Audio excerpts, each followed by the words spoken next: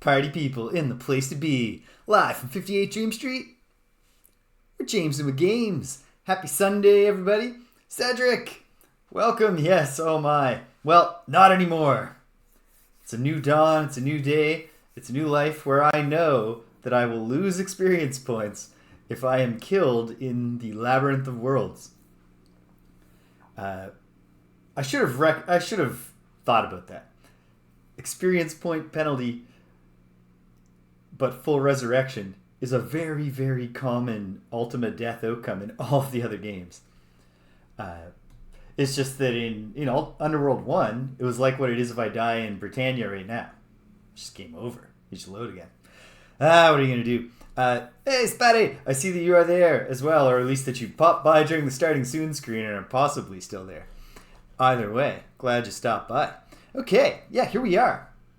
Sunday, very nice day.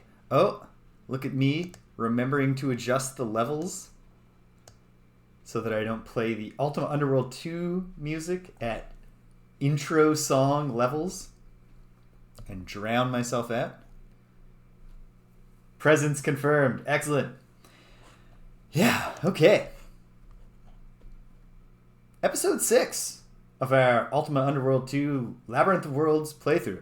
And so far, I like this game. I'm aware that it is not as well regarded as its predecessor,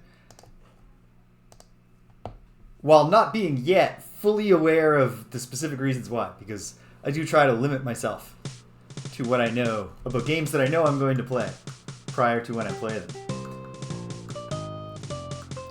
And I can imagine some of the things, like, here's the thing.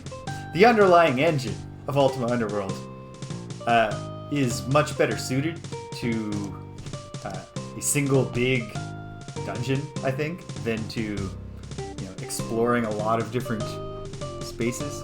One moment here. Huh. Okay. Then a lot of small contained areas, and there are ways in which it's very cool to go to other worlds, but also they can't really let us go around in those other worlds much. So wherever you arrive, at least so far, in most of the places, Killorn Keep, they're like, hey, welcome to the keep. Looks just like a keep in your world. By the way, we're flying in this keep, so you'll never be able to go outside. I can see how that might be. Oh, I'm grateful for that. I read from bottom up, so I was like, oh no. Was I in the ice world? Was I back in Britannia? No, I was kind to myself last week. Here we go. Re-entering the Underworld. I am in Killorn Keep. Here are several friendly types. Okay, but what am I doing and why? That's an excellent question. Oh, I remember the very last thing I did here.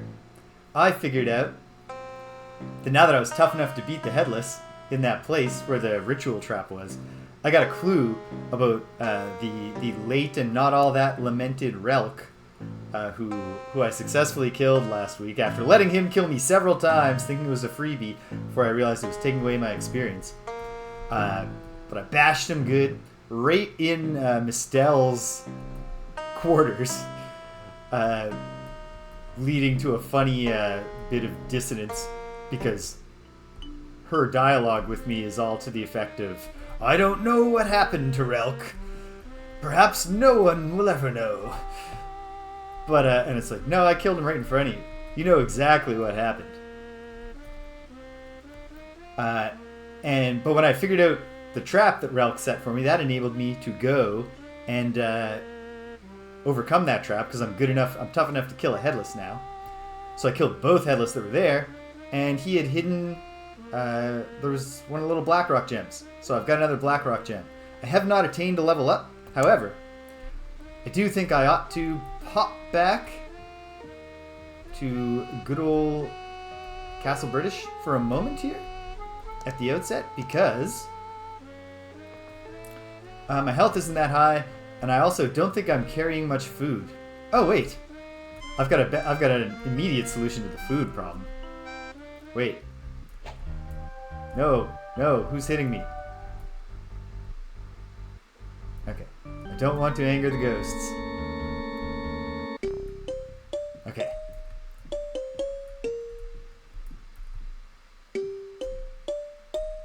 Excellent. Alright, let's do some fishing.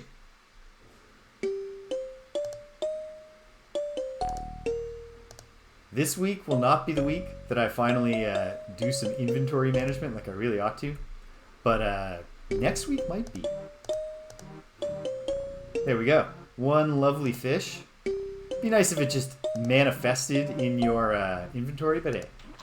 Fish tasted great. Awesome. This is not, the Legend of Zelda Ocarina of Time fishing minigame. This is click on your fishing rod until you just catch a great fish. Which is kind of like well then why ever make it not work? If all there's no cost to try and get it again.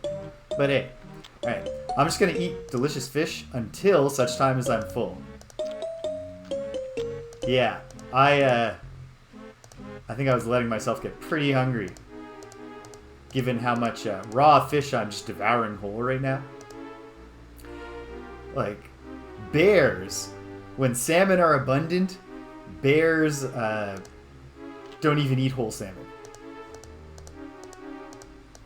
They tear out the delicious parts, but they don't even eat male salmon, for example. There, finally, too full to eat. My goodness. Okay, I was famished. But yeah, having a fishing rod is essentially having the create food spell.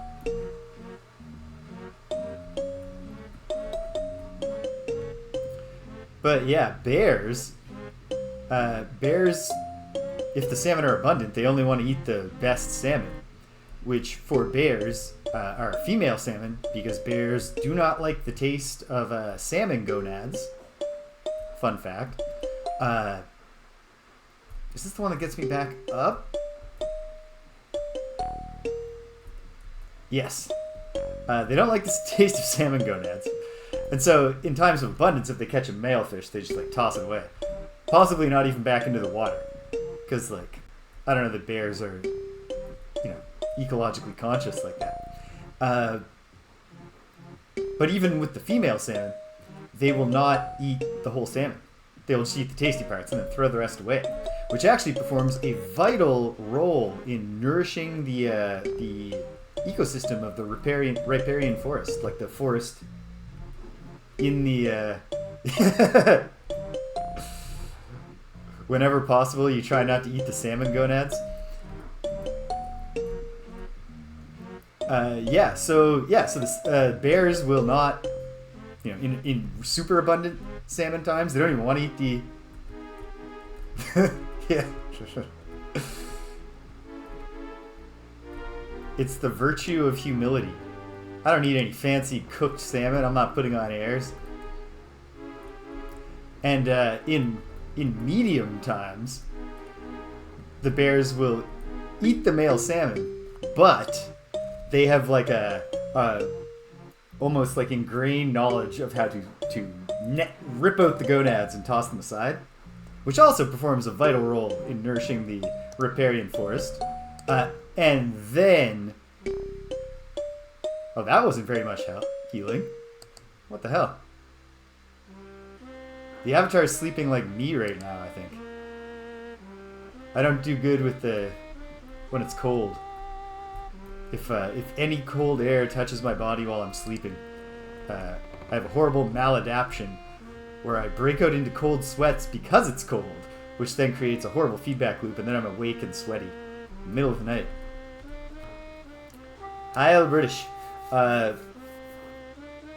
Yeah, I mean, I've got hopefully the Avatar's got a little bit of Rosella in him today, pluckily finding solutions to his problems. I know that, okay, I have a side quest right now. Oh no, did I not? What's going on here?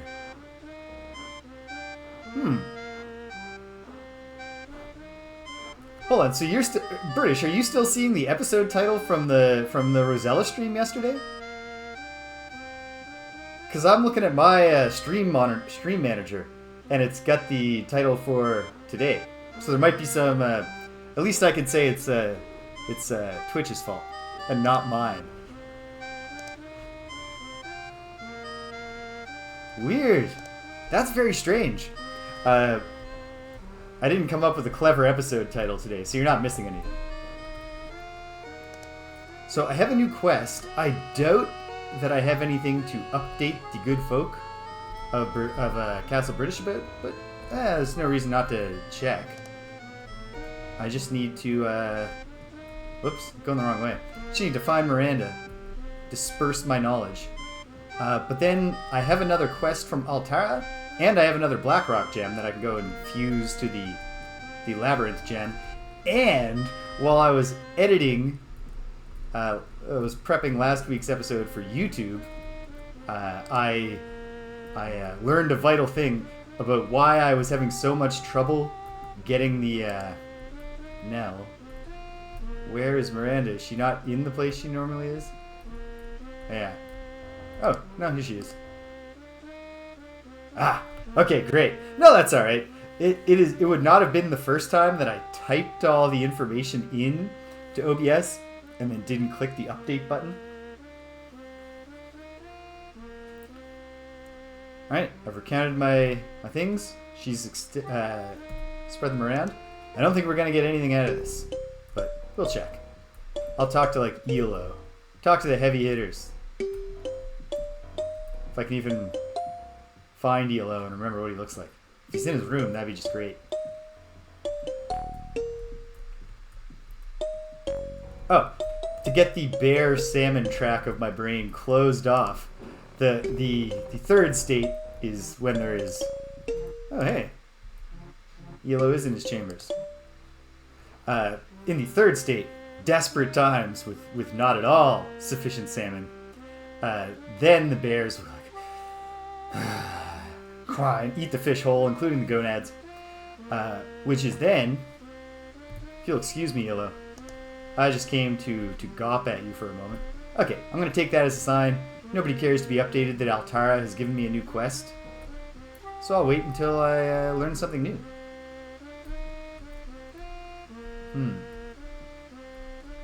Well, I'm going to go the long way back to the Labyrinth, because I think there's one more Headless in that original chamber of 2 Headless. I think I only killed one of them. And now that I know that I've been throwing away experience points this whole time like a fool. Can I get the light spell going? Oh, beautiful. On the first try. No more candlelight for me. Yeah. I gotta start killing more stuff. And I'm better at killing stuff now. I have a proper mace. I have a full chain... Well, not full chain, but... Got a chain shirt and chain mail. And chain leggings. It's all chain mail. Yeah. So anyway, in addition to the fact that it's bad for the bears to be eating fish that they don't enjoy as much, it's bad for the surrounding forest and ecosystem. Because the not only do other animals in the forest just benefit from there being just fish guts to eat everywhere, and like partially eaten fish thrown all around, but also the soil gets nutrients from that, which then helps the forest, which then supports the ecosystem, and it's all the, you know, we are all connected to each other in a circle, in a loop that never ends, and can you paint with all the colors of the wind and all that? So it turns out the health of the salmon is vitally important to the health of the forests that are near rivers. How about that?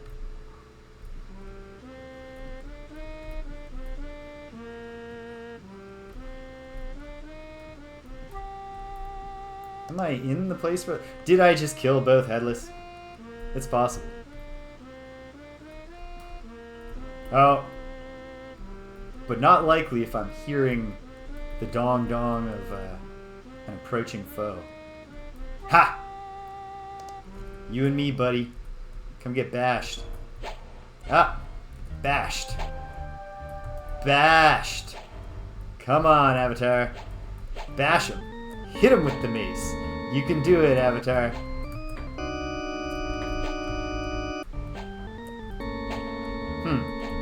Well, I felt like I was getting better last week. Will I have better luck poking him? No.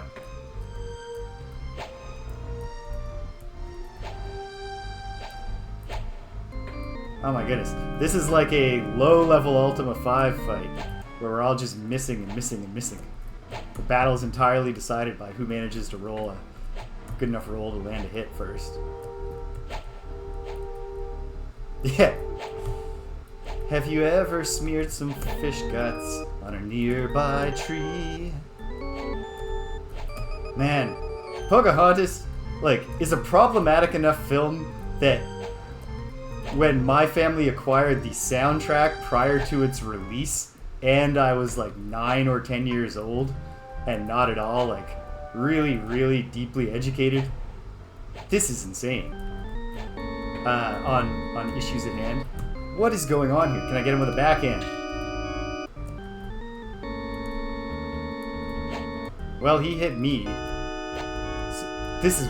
What is going on? Did I acquire a condition I don't recognize that I have that makes it impossible for me to ever land a hit again?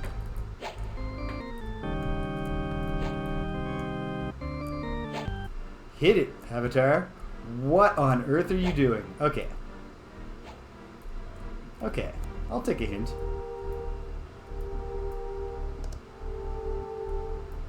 At the very least, I ought to save my not too exciting progress.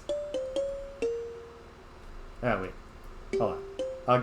I'll get away from this guy. At some point, he just wants to go home, right? Okay, fine, fine. We'll put it all on the line. Is something wrong? Is my mace? It's worn. Does the mace being worn alone make it impossible to land a hit? I'm about to die. This is the worst. This is absurd. Okay, but we have the technology. We can rebuild the worn light mace. And sleep a bunch more while I'm at it. Yikes. Well, that was not that did not fill me with the feelings of heroism and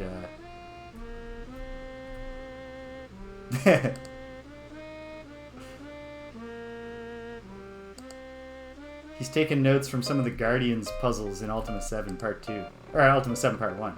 Although actually, the vague impression I get is that Ultima 7 Part 2 Serpentile is going to actually really crank the volume up on the absurd puzzles.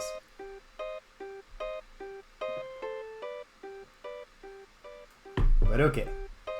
Yikes. Not an inspiring start, but it's okay. Ooh, running. I don't love running in real life, but just because it's boring. Not because it makes me horribly nauseous.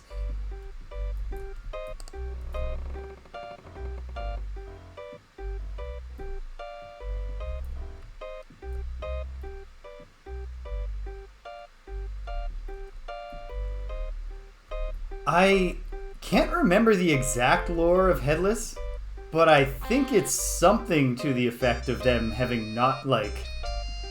They're not just, like, reanimated corpses who have had their heads removed. Or maybe they are.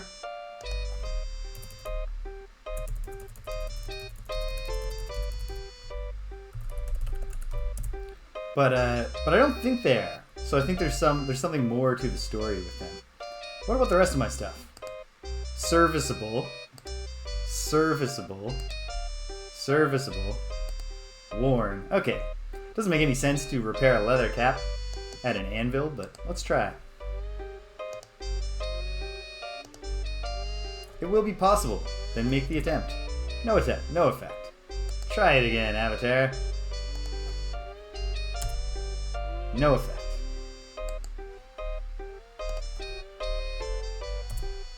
No effect. Fine. This isn't even the important bit. Damage the mace.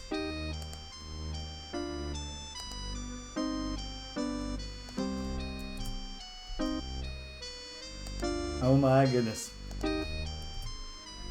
Okay.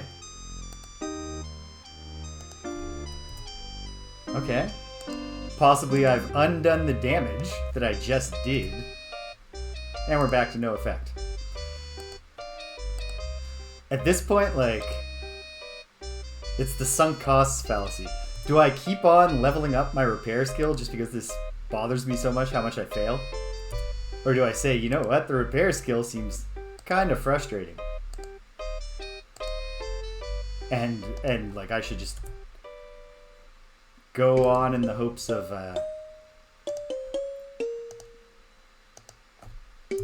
just finding better stuff and finding like a blacksmith I can pay to repair stuff for me. Then again, if I can make my mace excellent again, perhaps I will be able to hit a headless with it. Okay, excellence. See if I can do anything with the armor.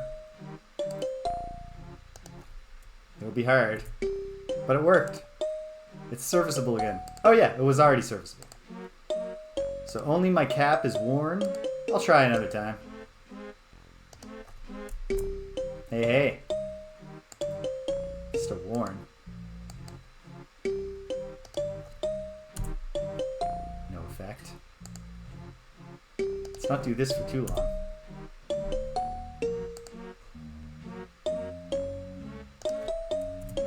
Partially repaired. It's serviceable. How about my shield? Badly worn. Then it'll be hard to repair. It's destroyed. Okay. Well, I mean, that was just about to happen anyway. Perhaps I just need to find a better shield. I think I'll leave this badly worn shirt here in case I want it later.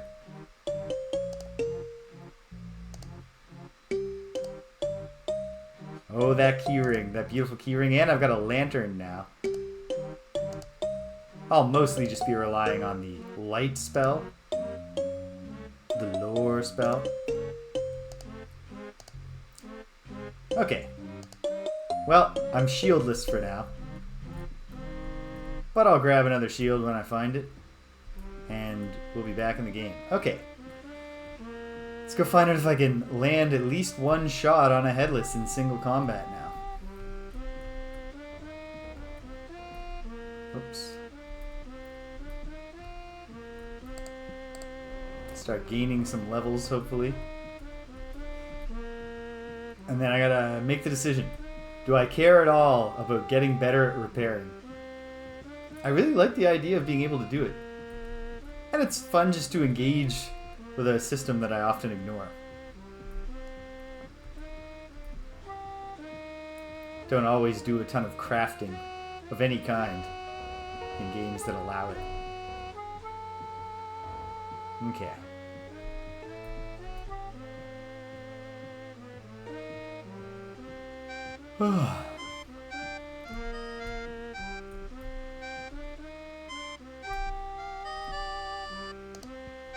Hey, hey.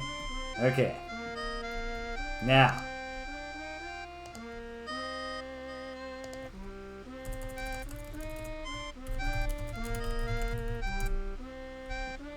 There, that's a better pun than smithing, which is not a pun at all.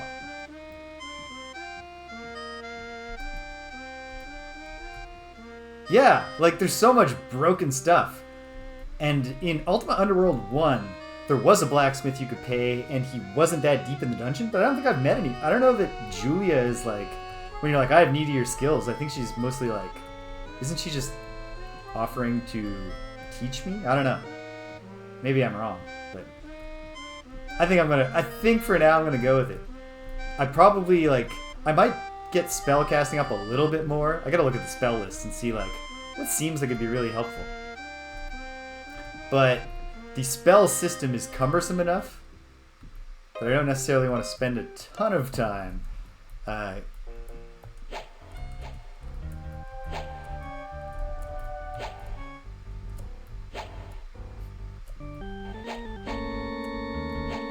Is there a known glitch where under certain conditions you just never land a hit again?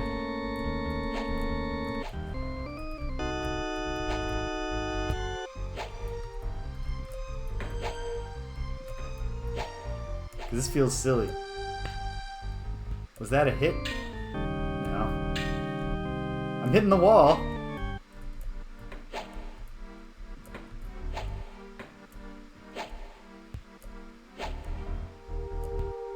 Like, look at this.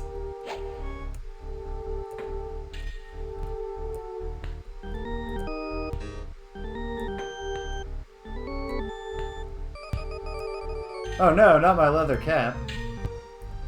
The Headless always goes for the leather cap. Aha! Okay, great. I mean, not great. Because this is a terrible hit rate against enemies that I've managed to kill much. Oh, great, and it's killing me. Okay, you know what? Here's a thought. This sucks. Let's just go do something else. Let's get back on track and hope that I have better luck fighting other things.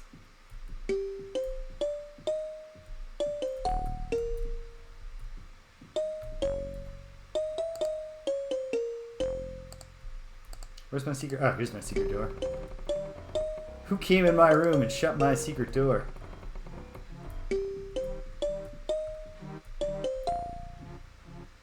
But okay, where is the Blackrock gem I picked up? I did pick that up, right? I didn't dream that. Did I already just apply it to the thing? Unblemished large blue gem. No, here it is. A cool Blackrock gem. So my task from Altara is twofold. She wants to craft a scepter that will do something to disrupt the Guardian's plans, which I think is great. That's one of the Avatar's main hobbies lately, is disrupting the plans of the Guardian. And she needs 2 items to do it. An amethyst rod. I haven't seen anything that suggests to me that I'm close to that. That might be in a whole new place. Or it might be in the Ice World, which I should search a bit more thoroughly.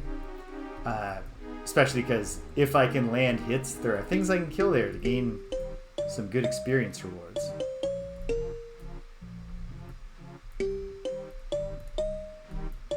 Yeah, and like I landed 1 hit in that fight, so I definitely haven't activated a no-hit glitch. Maybe it could just be literally terrible RNG luck.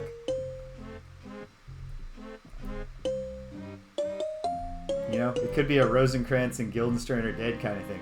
Just keep flipping heads.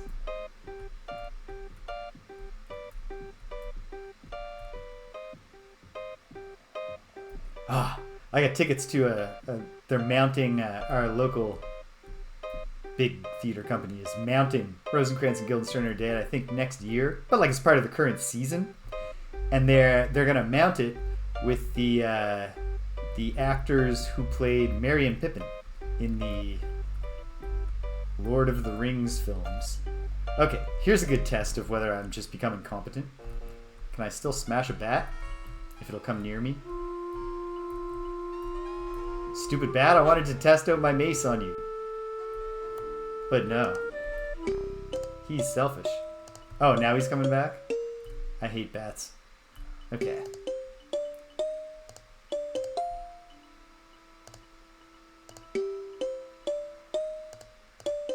There we go. Okay. One moment, Mr. Bat. Key gem remains inert in your hand. Okay.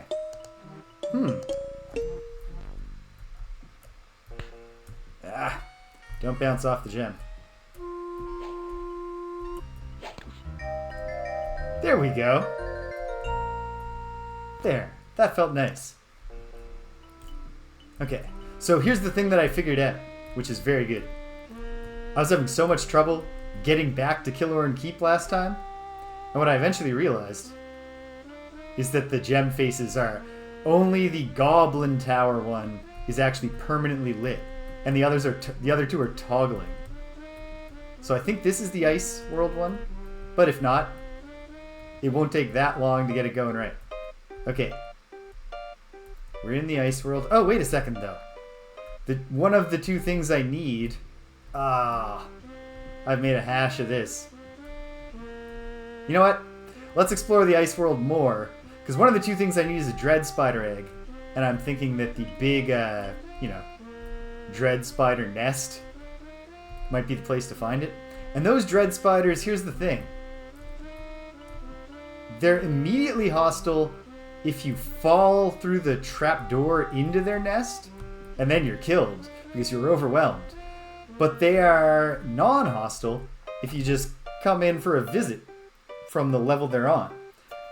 But will they become re-hostile if I were to steal one of their eggs? It seems entirely plausible that they would, right? So, alright. So I was dealing with a Yeti down here. And I would have sworn, unless it was on the other level. Okay, there is a whole bunch of water and stuff down here, including a way to get to the reservoir, except I need to convince a guardian robot or something that I'm authorized. Lots to worry about. I think I killed the Yeti that I've annotated in this direction, but if I haven't,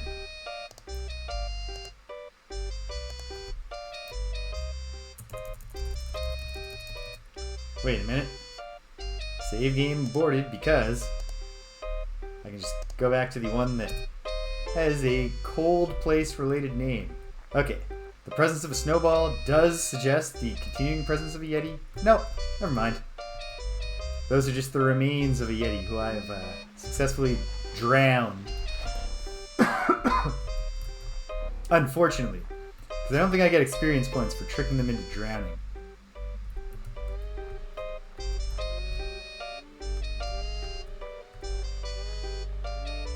But okay. Like, I went around here a lot last time, and yet I feel like I should look a little bit more. But on which level is also a question. Because I feel like I did a... You know what? Let me go back to the second level. So down here. And just do a little... Especially around the water. Not least because around the water, the terrain gets a lot less annoying. Oh, I'm doing it wrong. So north, so west. Oh no. Okay. There we go. Okay. And then right down here.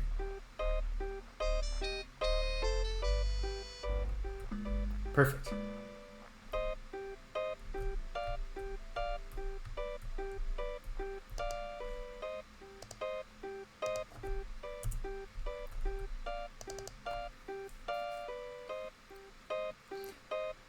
Also, back where... Oh yeah, and there's this guy, Mokpo, who's completely lost his mind, sadly. Is there more? Okay, I'll check these two branches that seem like they could have more to do in them, and then I'll head back over here and just try to look around a little more and see if there's something anywhere.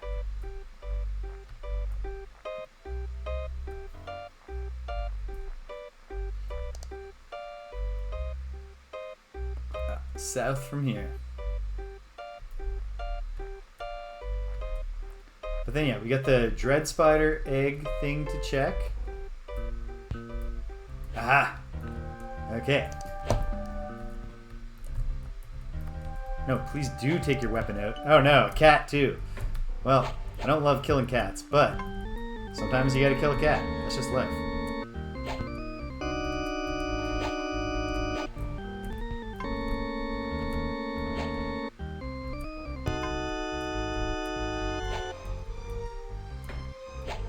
No, this is bad.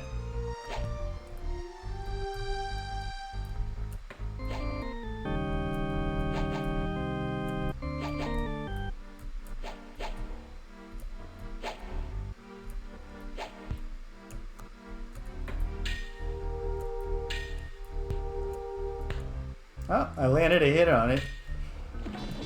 Okay. Let's just let's call that one a practice. Oh man.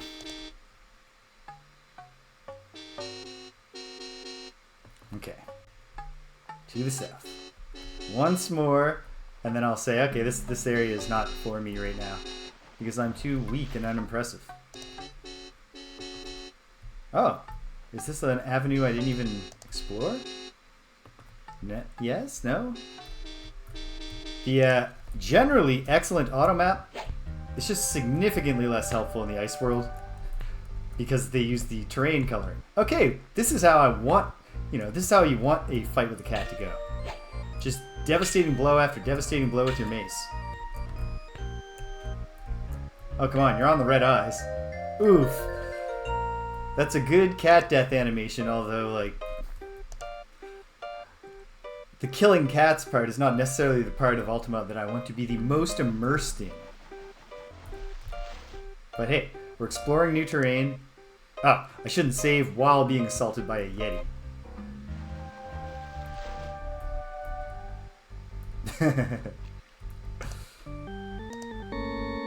Also a nice little... It was great.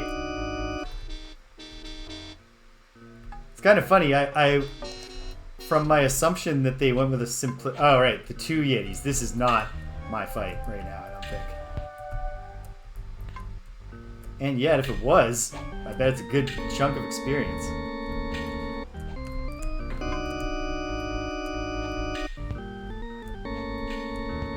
Ah, damage the mace. Okay. That's probably a sign. Or am I just missing and hitting the walls? Because it seems to be a sign that you're in over your head. Okay. Seems to be a sign that you're in over your head when your weapon takes damage from hitting an enemy. Okay. So, where can I go to not be beset by multiple Yetis? Yeah, here we go. The southern branch. One Yeti, who's also standing on the breakable ice. Again, I would prefer to get the kills myself.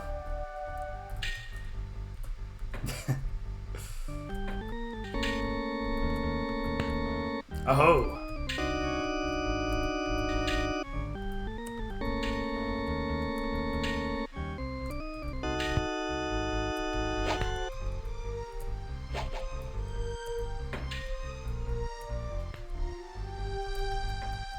Okay.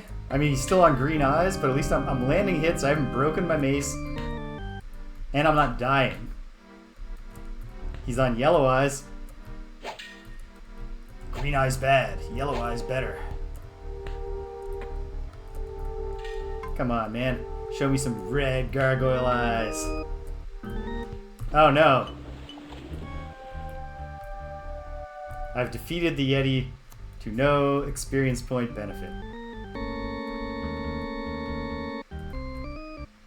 Not even entirely sure that I shouldn't reload to reclaim the opportunity to fight him again. Ooh. A whole other... Yeah, okay. There's lots of... Okay. I want to fight the Yeti once more in the hopes of killing it and getting, gradually back on track experience point-wise.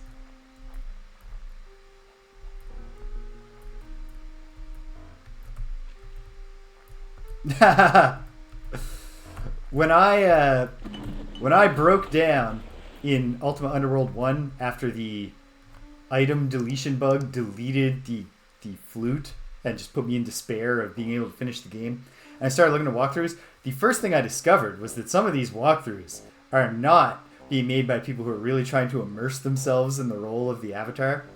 Like the level 1 walkthrough was like, you gotta do this and this and this and this and this to do the goblin quests, because there's two warring goblin factions, and you can like broker peace between them or whatever. And then it was like, now that you've completed all quest objectives, kill every single goblin to get a bunch of experience and take all their stuff. It's like, man, dude.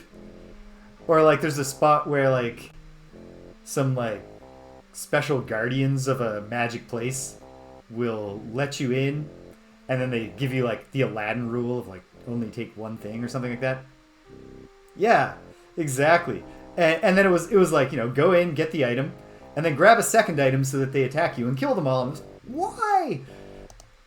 Like, I beat most of this game not understanding the leveling system well enough and being grotesquely underleveled. You could absolutely do very, very well. Alright, come on, buddy. Let's fight away from the breaky ice. Alright, that's slippy ice. Let's fight on the slippy ice, man. Hey, don't punch me in the legs.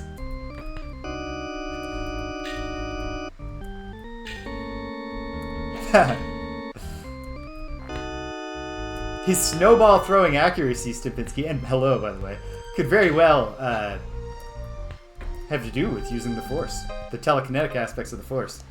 Oh, no. Well, I didn't drown him this time.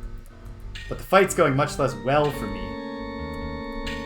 Landing fewer hits, I'm taking more.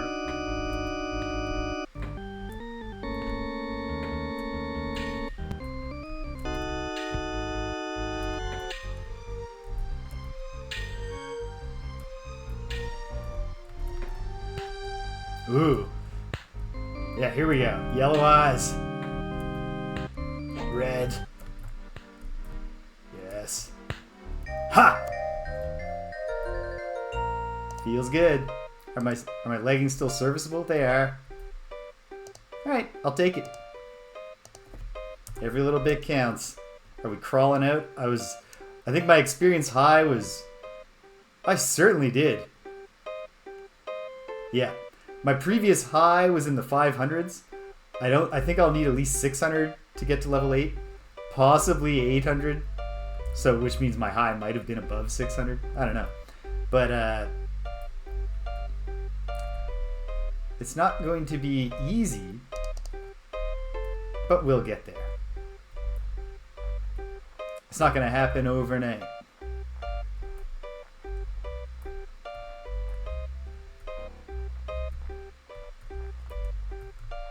Okay. Oh, good. Is it another... Yeah, another slidey place. But I figured out the secret.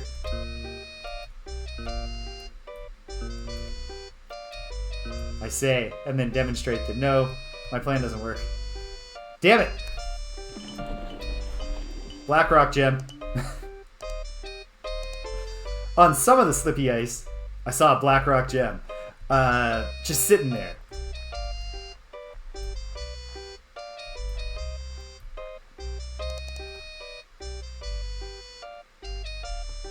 Oh, to the west.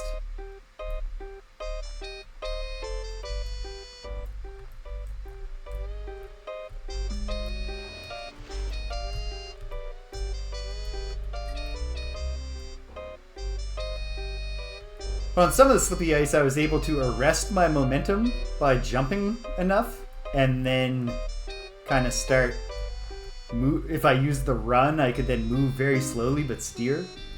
That might not be an intended ice behavior, and it abandoned me there. But I got a sense of roughly where I want to aim. I know I'm breaking immersion by loading instead of tediously swimming out and clawing my way back, but it's too slippery.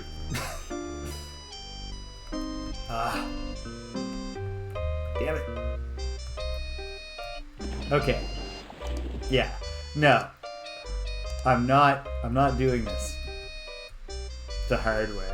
I refuse. I'm playing Super Mario Wonder right now in my spare time, which is to say that I have too much awesome platforming in my life right now. Or not enough, really, because I don't get to play it very often, since I'm spending most of my non-stream time working or fitfully sleeping. Come on, come on. No, I should have tried to grab it as I slid. But yeah, too much, perfectly calibrated challenges where, say, you're losing some of your traction on ice, or you have to pull off a carefully timed jump or something like that. Too much of that's really good in my gaming diet right now for me to settle or to accept. Ah, damn it. I think the idea here is this is a slope. Oh, wait. Okay, once again. Okay. I will remember this time.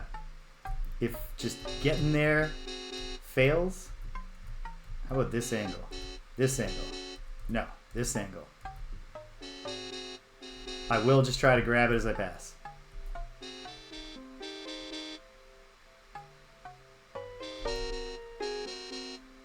Oh, I need somewhere to put it.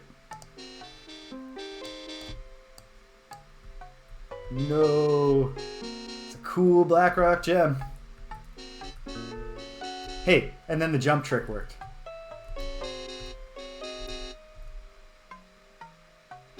I love it when a plan comes together. I guess I should put this next to the other one.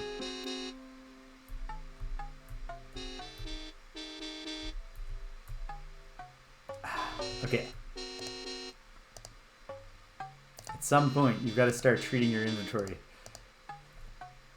better. Okay. Hopefully that one does something. This one might be a component of the Altara quest. Does she need a black rock? Because it is the one that I found in Killorn Keep. That might explain why it did nothing to the gem.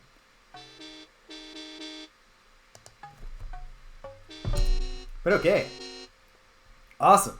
I feel like I'm probably not going to find anything a whole lot better than that right now. But I might as well, I can explore a bit more and see what's out there. And gradually make my way back. Sorry, frozen lurkers. Lurkers are a resilient species if they can exist in both just like regular water and ice water.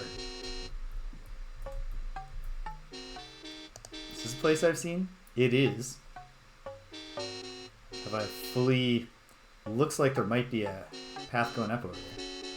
Why don't I try?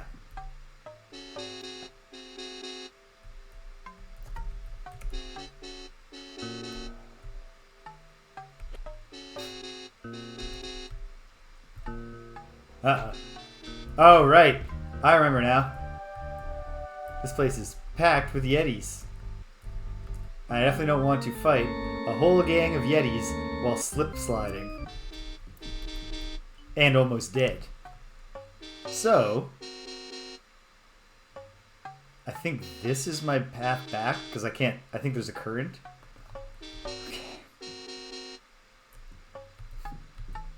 At least that Yeti's extremely solid punch slid me the direction that I wanted to go in. Sent me back to safety.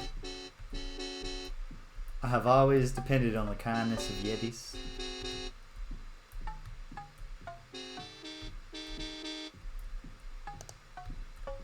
Yeah, current vitality, not great. But okay. If I can get from here back to land... That's half the battle. I also have to not get killed by Yetis, as always.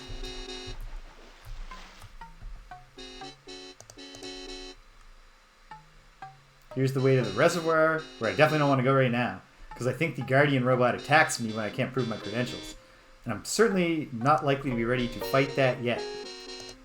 If I could, I'd love to just give it credentials. But it is just it's a robot.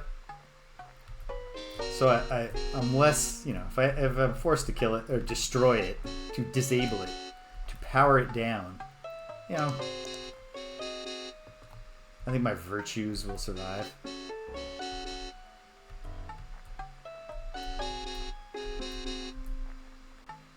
There's a 6th Doctor Who serial, that I couldn't tell you anything about it except what I'm about to say. Which is that it does revolve around a robot that has gained some level of sentience, that is like doing a bad thing, but saying like, I'm doing this to survive and whatever. And in one of the big near the end confrontations, the robot makes an appeal to the Doctor to the effect of like, aren't I as a sentient being like deserving of just as much moral consideration as as actually like living people, and raising a common philosophical theme of science fiction. And the Doctor's retort is he just goes, "No, no, sorry, you're a robot."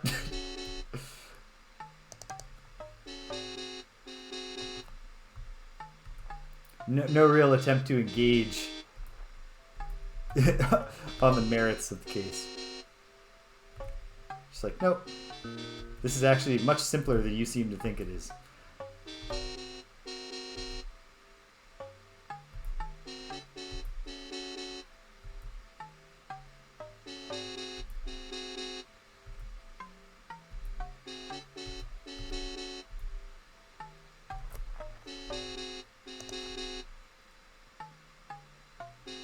Okay, yeah.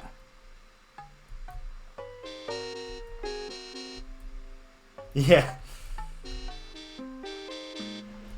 Yeah, if Deckard just, guy's like, time to die, like so many memories, like tears and rain, time to die. And Deckard's like, wait, before you die, you're not really dying, you're deactivating, and you don't have memories, you just have data.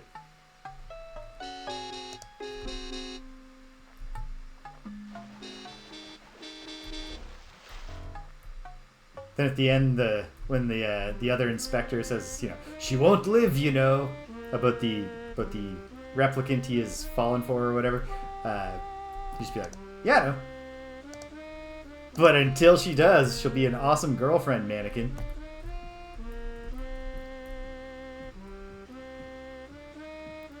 Okay. Going home to sleep in my own bed after eating all the fish Britannia's sewers can provide.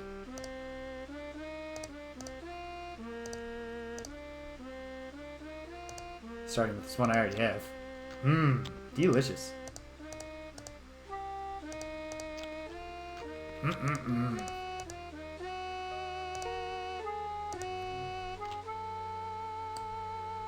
Ah, man. I really want the the fishing rod to be where I left it.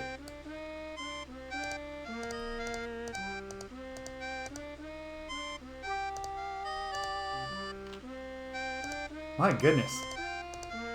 I mean, I guess he's swinging a mace a lot. His protein needs are high. It's about time he were too full. Leave some fish for the lurkers.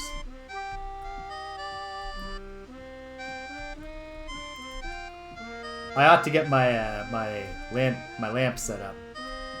In fact, yeah. Why am I using? I'll go back first. But then, why am I using candles like a chump when I have a fancy lamp? I do think I disposed of all my oil flasks to recover weight very shortly prior to finding the lamp. Which is, of course that's the way it would be. Yeah. Yeah, why am I so hungry again after eating all of those parasite-infested sewer fish? Nearly full lantern. Excellent. Oh, let's just use it right now. Oh, look at that. That's so bright. But I don't need it to navigate the square hallways of Castle British. So I'm not going to waste oil right now.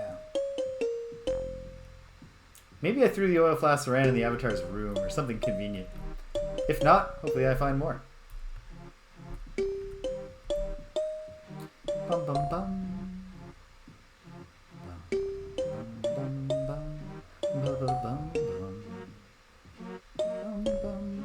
Bum bum bum. Excellent mace, serviceable shirt, serviceable leggings, serviceable boots. I can work with that. Oops. Bedroom is this way.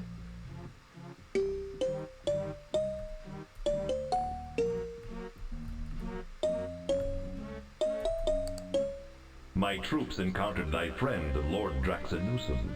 I shall send thy regards. Oh, you son of a bitch.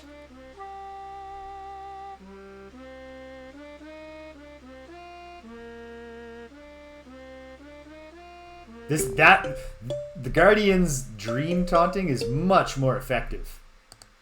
Ah, sweet. I kept my serviceable buckler. And I've got oil flasks on the floor of my room. On the other side from the fireplace. So I'm not putting my friends in that much danger.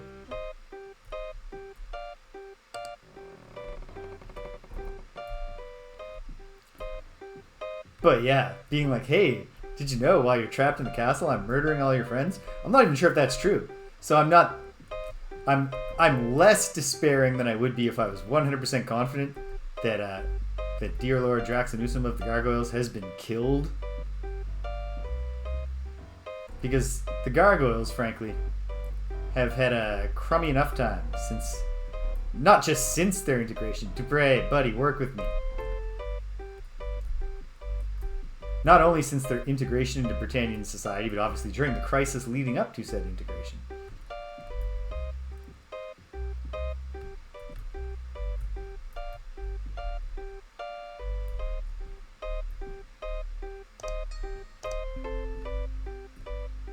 Well,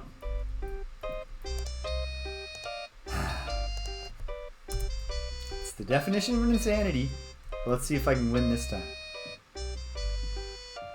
Maybe all I need is a buckler to distract the Headless.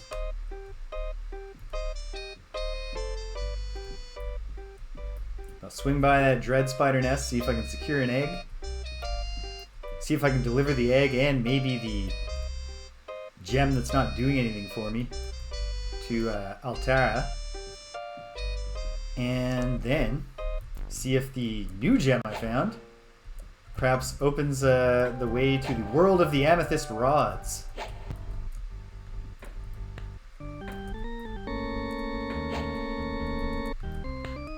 Did I just need to be tilted down a little bit? That's very funny if true. If you look at regular height, you're swinging at the head that's not there. That would be funny.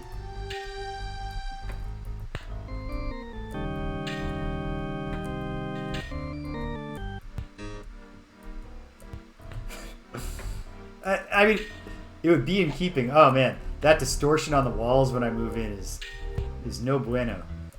That doesn't feel good in the inside of my brain. I don't like that this guy's landed so many good hits on me. Why is this guy stronger than a Yeti?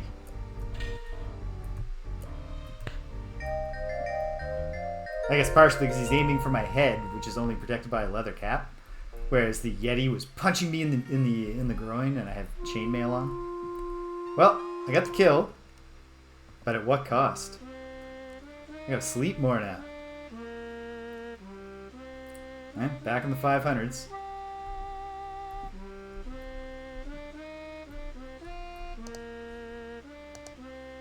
Very much so.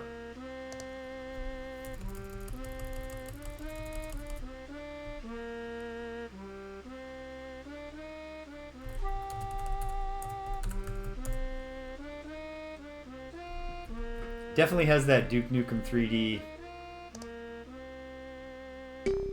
Ah! Got a nice good rest here in the Headless Den.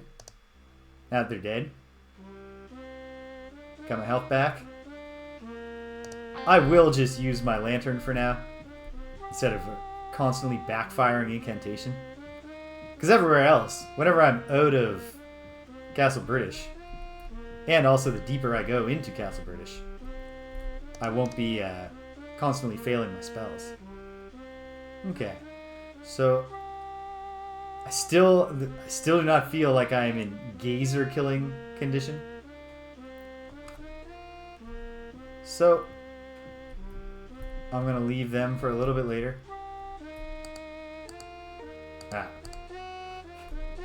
Tough to rely on being like, oop, I think I saw a graphical distortion. Is that a secret door? No, man. You're playing a 3D continuous scrolling game made in 1992.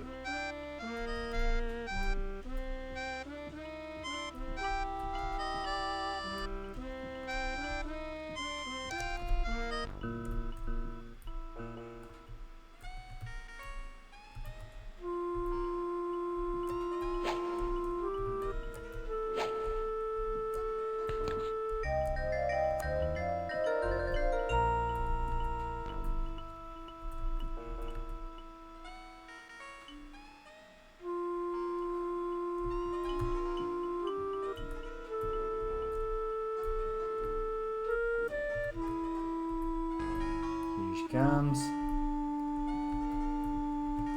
I like how quickly bats are reduced to like a very minor nuisance, since they don't carry rabies or anything, right?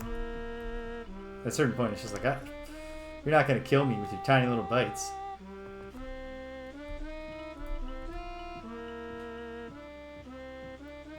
I'll swat you if you come too close, just because you're annoying. But... Perfect.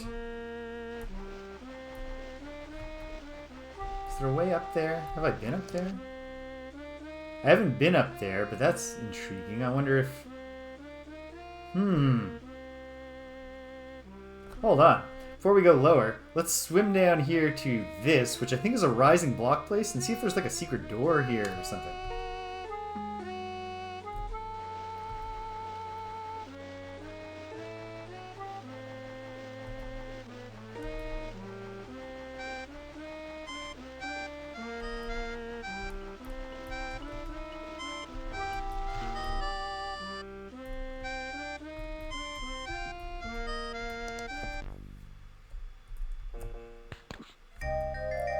Pop. Every little bit counts. Alright, keep that lantern dry, Avatar. Hold it high. It makes it much harder to swim, but it's the way to go.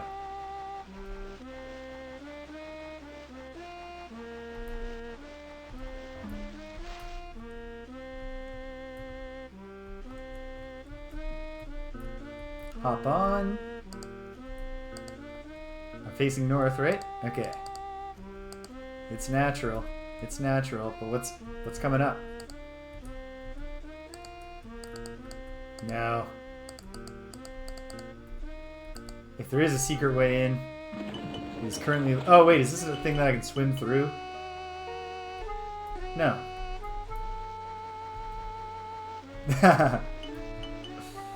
Just attach it to the front of your forehead.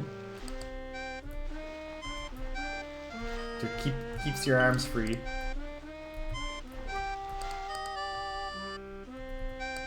Okay. Yeah, looks like if there is a secret here, it's... Maybe I need better stats to find it, or perhaps I'm just wishful thinking. Okay. I'm gonna just do a little bit of not looking at this part.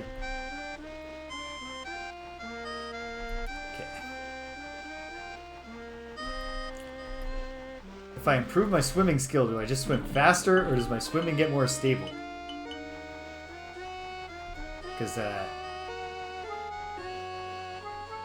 might be worth a few levels up. Just to get a little bit closer to a steady cam shot.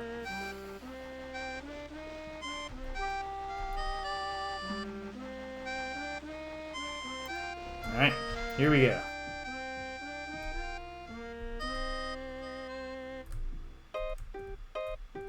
Down to the second level, and I think I might even be hip enough to this place to actually just navigate my way through. Indeed. Oh. I guess I ought to go see if I can beat a Reaper yet. I bet I can't. But I should check now and then. And the Reaper's over here. Because if I do beat it, I get all the other stuff that it's having. I should annotate this just so I know. Don't keep going here to this incomplete looking place. That's just where you killed the listener.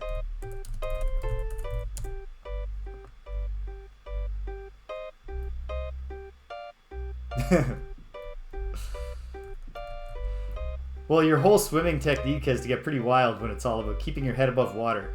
So that the lantern dangling from your face doesn't get extinguished as you swim through the sewers. Am I deep enough yet to... Yes, I am. Although just regular lore is not nearly... Or in lore, but it's not nearly as powerful, obviously, as vast lore would be. And I guess vast lore will be closer to the equivalent. I'm not going to change this save game name to Meet the Reaper. Or Don't Fear the Reaper, even though those would be apropos. I think I probably should fear the Reaper, but let's find out. Into the swamp water. out of the swamp water. Stupid tree monster. No. Nope. Not even close. Not even close to ready for that. Perhaps I would be if I had pissed away so many experience points, not realizing that I was paying a penalty for dying within the Labyrinth of Worlds. But you win some and you lose some. And frankly, it's been much less of a loss than the loss I experienced in the first game by just not knowing how leveling up worked.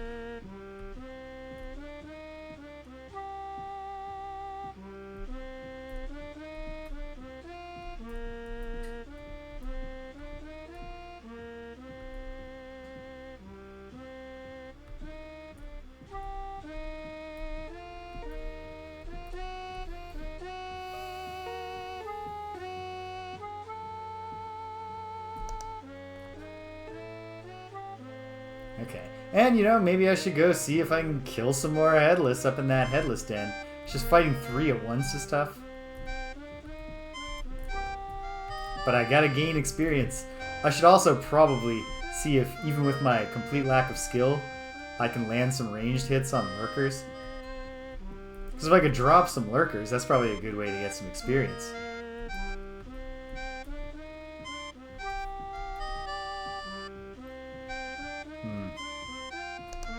Close? I'm close. Perfect. Well, let's see what we can and can't do here.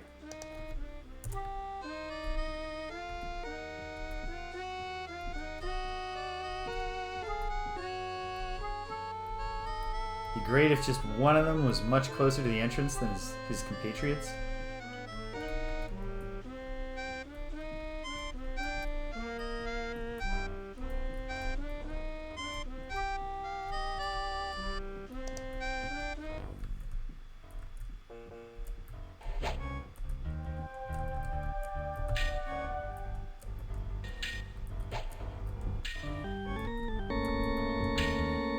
Oh, there's 4 in here. Yikes. Are they hitting each other by mistake? If that's true, it's great news. How did what? Oh my god, how did they get my back? How am I being out-tacticked? Outflanked by things that can't see.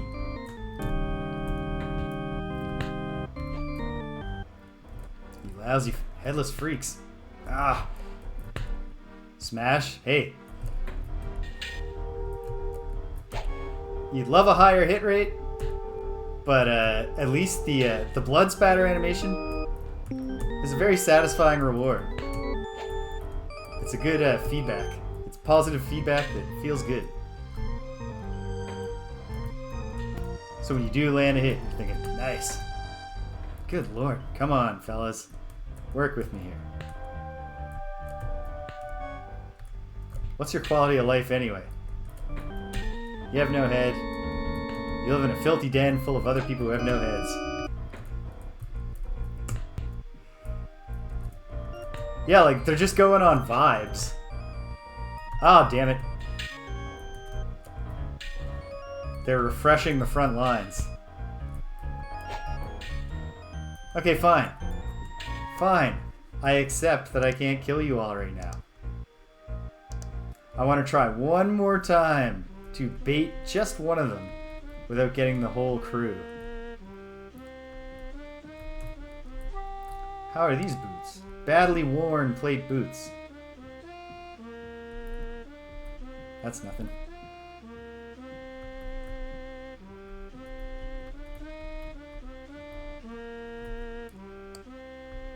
Wait. Ah. I beamed him with a skull, he didn't care. I was hoping to irritate just one of them. Yeah, okay. Now, hopefully this one chases me, but he hasn't aggroed all his friends too.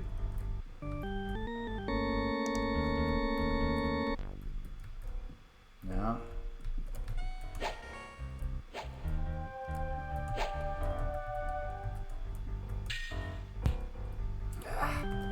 Now here comes comes the whole welcoming committee.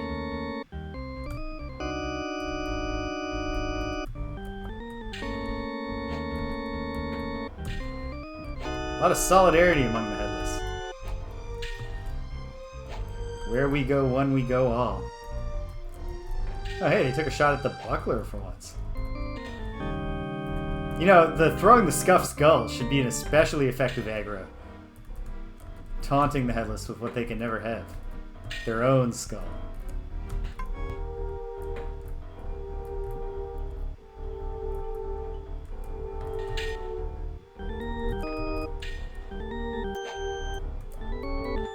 Wait a minute. I'm curious about an emergent gameplay thing here.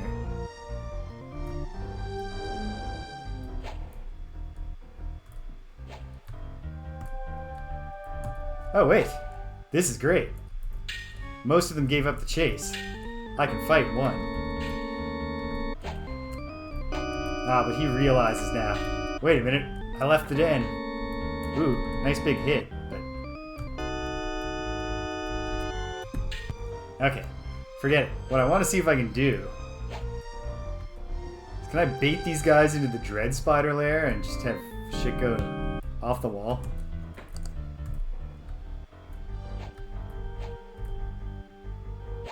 No, it doesn't look like it. These are just peaceful dread spiders. Okay, fine. Fine. Get a little bit better at fighting and deal with those Headless, eventually. It'll be a positive feedback loop. If I can level up a little more, get a bit better at fighting, then I can slaughter a bunch of Headless, get a bunch of experience, maybe level up some more. The circle of life. Hey fellas, this one's upset. This one's peaceful. Doesn't want to talk to me. Which is fine. This one's upset.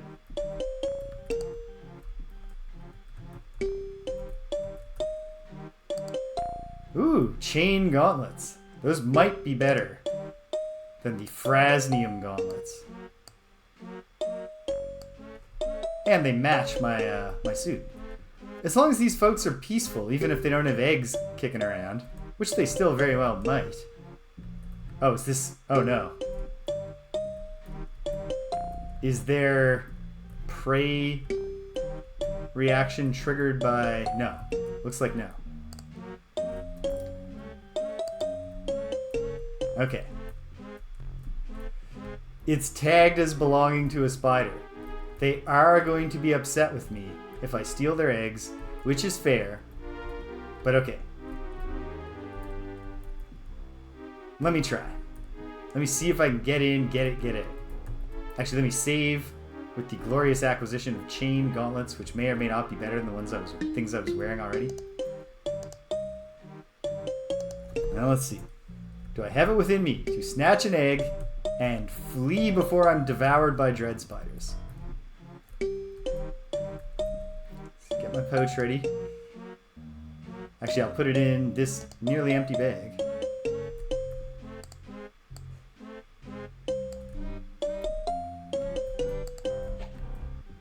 Okay, they're hostile now. But is it that big a deal? Is it like give chase big of a deal? No. They're spiders. They're not that emotional about their young. Okay. Well, I've now accomplished, in addition to getting a little bit of experience from some kills, 2 things today. Acquired 1 quest item for the latest Altara quest, and I found a whole new, thing. You know what I mean, a thing. Blackrock gem, which might, very well, be what gets me closer to having an amethyst rod, if the amethyst rod indeed can be found in some other place.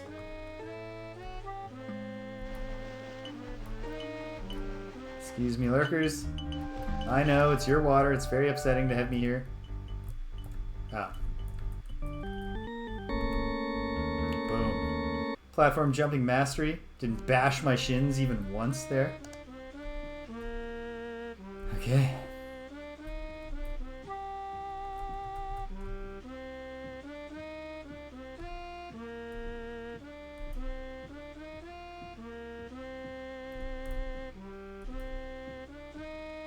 Let's find out.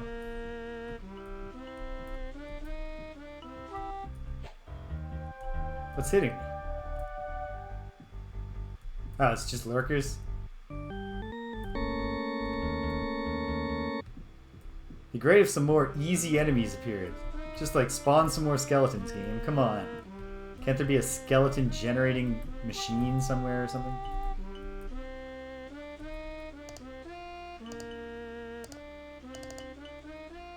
But let's find out. Hey, what's this? Black Pearl. Oh, right. Left click. Use it on this. The key gem remains inert in your hand. So the fact that they're both cool is presumably what means that they're not working yet. How am I going to fix those? I don't know. Let's see if Altara has new dialogue.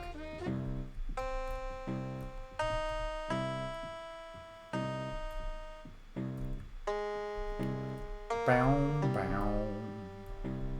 Also, I quite like the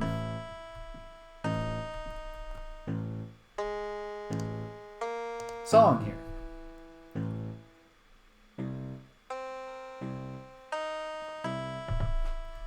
There's also the guard down in this area, guarding a place that I'm not allowed to go to.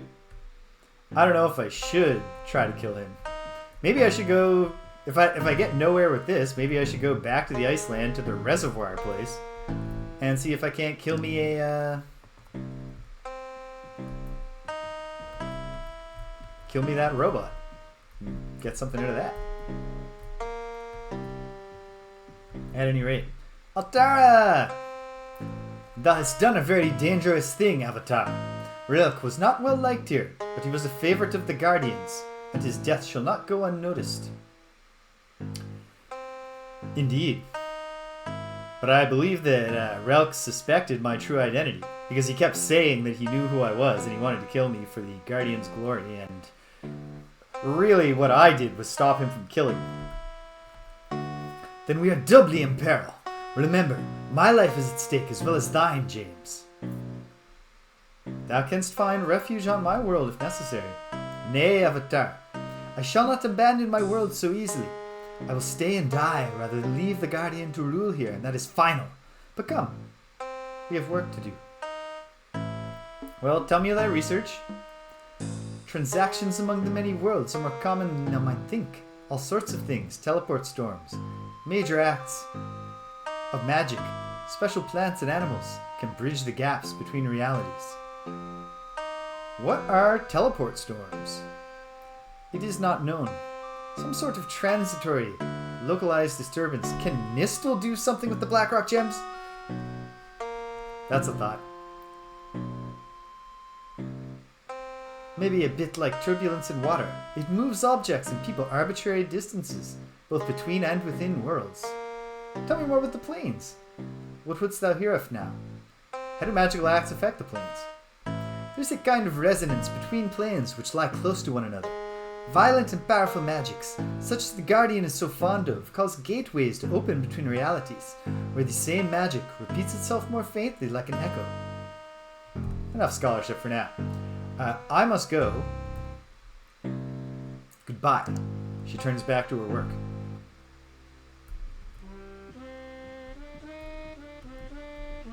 Okay. I think the Nistel thing is actually the answer. I think that's a bit out. I think that's the thing I had forgotten. We'll find out. This is just a broken shield, right? Yeah. Whatever. I have a serviceable buckler. I don't need no shield. And which is my door back? Is it the lower corner over here? If somehow I can... Yep.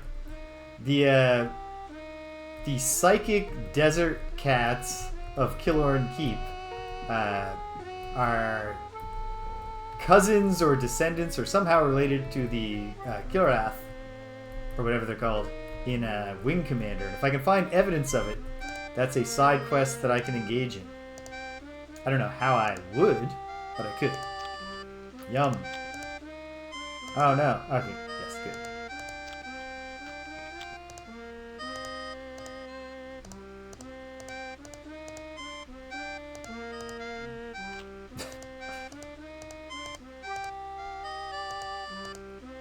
Okay. Hopefully, the mercury levels in these fish aren't too bad. Because the Avatar could really be causing himself some harm down the line. Never mind the whole like sewer parasites. There's a lot of things that could go wrong.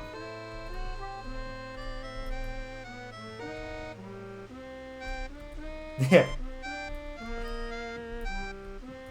Does John Rhys Davies do a voice in the Wing Commander games?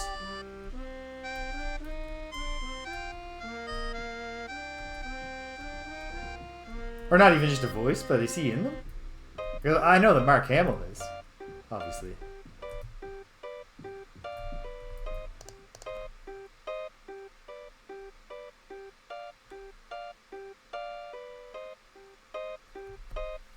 Oh, sweet.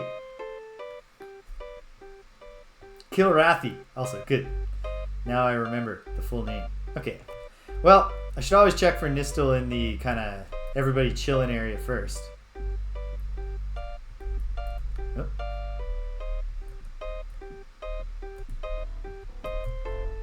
And then I'll go to his chambers if he's not there.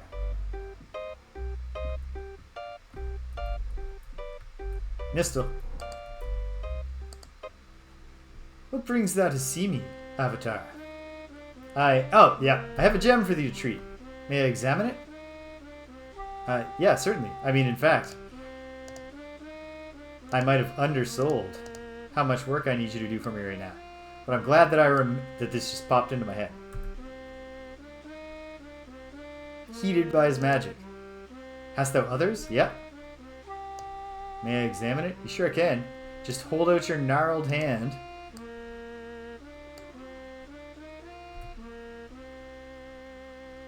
Perfect. Nay, nothing else. I shall speak to thee later then, Nistel, if you have nothing. If you want to get back to your work. Well, it kind of feels like your most important work right now is treating these gems for me, right? I'm kind of doing all the rest of the save the world thing. But hey, we all have a part to play, and everybody's part is important. Hey, squeaky girl. Hey. Door's open behind me, but that's all good because Danielle is out. So I don't have to worry about her accidentally getting in a shot and then being like, no, I haven't done my hair for TV or whatever.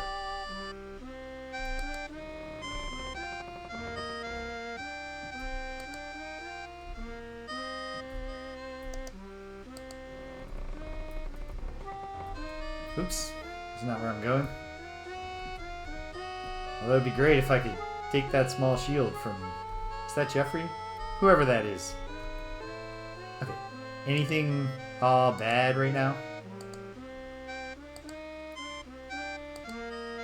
Only the leather cap. I will live with it being a bit worn. So hopefully soon I'll find, like a chain helmet or something. But until my repair skill goes up, I want to minimize the amount of time I spend struggling to perform basic repair jobs. Especially because it is a bit immersion breaking to desperately spam reloading.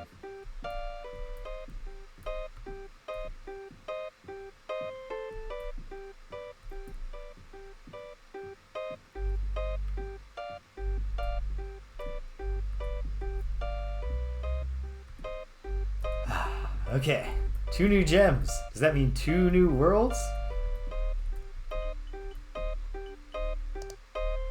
It could. It might mean like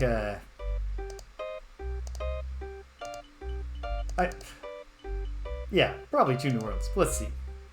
The gem seems to shake slightly as it. Oh, the key gem fuses with the larger gem, and the face lights up. The key seems to shake slightly as this happens.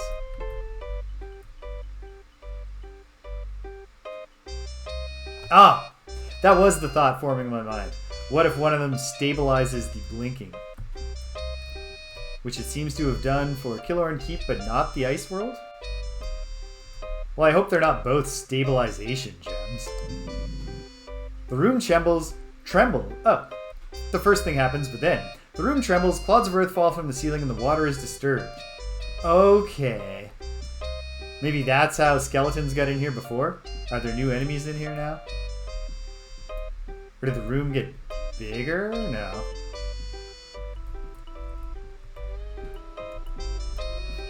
More bats have invaded the room. That's fine. They're bats. This is an underground cave-like complex. It's a totally reasonable place for them to hang in. But come on, I would love to bash a few skeletons.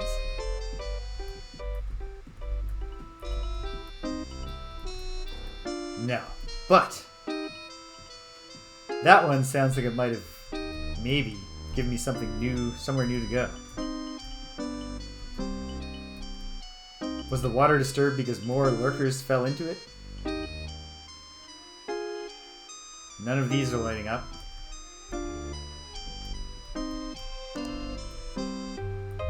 That's the Goblin Tower, right? Goblin Tower. Oh, man. I think they actually did they just stabilized things. Which is a bummer, because it'd be cool to go somewhere new. But in another way, it's comforting, because I suspect that sharply narrows the it does sharply narrow the possibilities for where we might find a rod. So I wasn't paying close enough attention, but I think the way it went was that the gem found in Killorn Keep stabilized the gateway to Killorn Keep, and likewise the Ice World gem stabilized that one. So that's nice, I guess. Now.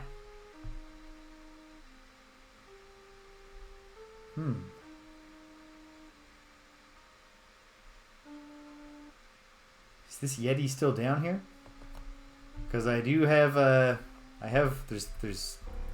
are things to be gained by doing some bashing here.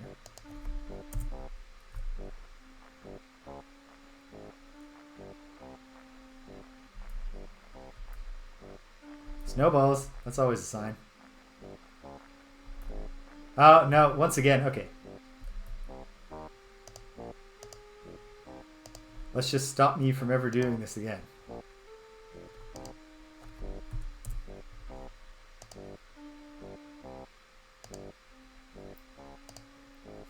Not entirely obvious where you're aiming the erase cursor. There.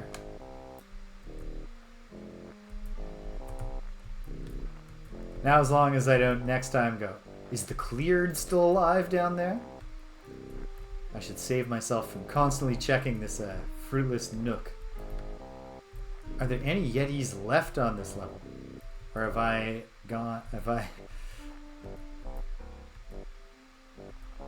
defeated them all?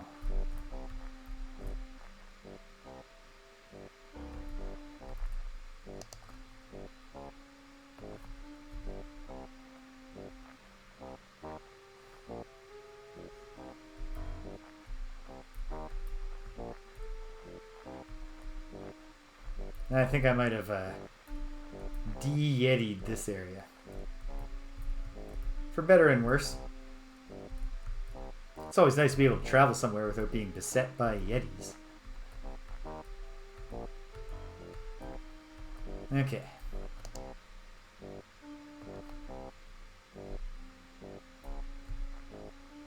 Well, on to the next level. And I think I will go to the reservoir area first and see if I can beat that robot, because what if, like, the control system for the reservoir is powered by amethyst rods, right? That doesn't seem implausible to me, because now that all of the Blackrock gems I've collected have not opened a new place to explore,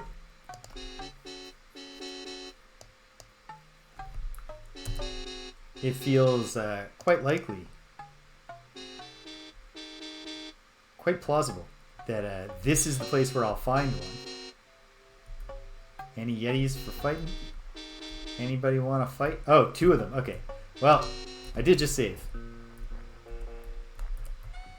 Hey, pal. Let's you and me fight.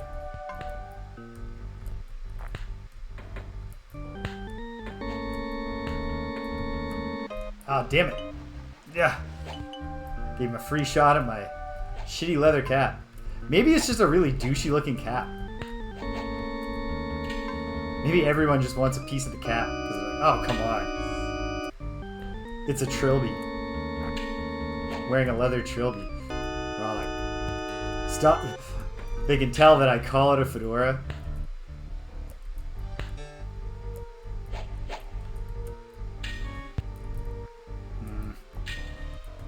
It is within my ability to defeat both of these Yetis.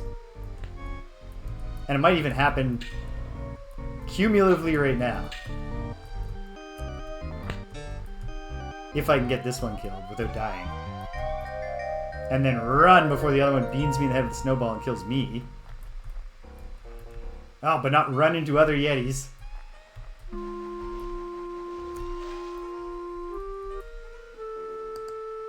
My mace is still serviceable. Okay. So then all that remains is for me to be able to catch some Z's right now without dying. Nice. Maybe I should do a little ice fishing though, because I didn't heal much. So I might be hungry again after all that Yeti fighting.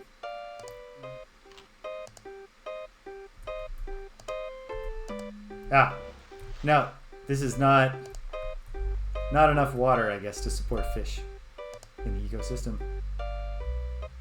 But 2 rests did it. Okay. Let's take a look at the experience count. 544. I am crawling out of my hole. Hey, sweetie. She's all out of sorts because it's time change day. And, like, if you could even explain the concept of a time change to the cats, they'd be like, you can't do that. That's not how, you can't just say it's a different time. So, it messes up the feeding schedule. Oh, there's a third Yeti. But, this time, I got that guy so quick, maybe I can take them both down. Close to breaking ice, so I gotta be careful. Oh no, this guy is getting lucky. My big hits are not killing him fast enough. He's certainly killing me fast enough. But maybe. Come on, Avatar.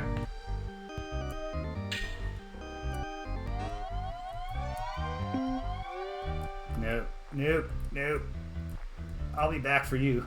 Don't hit me in the back of the head with a snowball, please.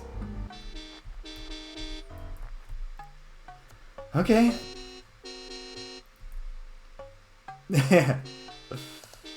So, with breakfast, they are very well attuned to the breakfast song played by the phone.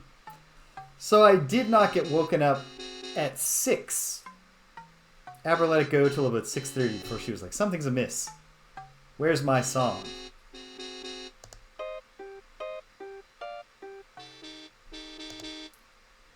Only 20 recovered there.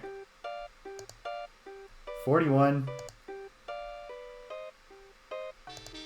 62. Okay, good enough. Bit by bit. Drip, drip, drip.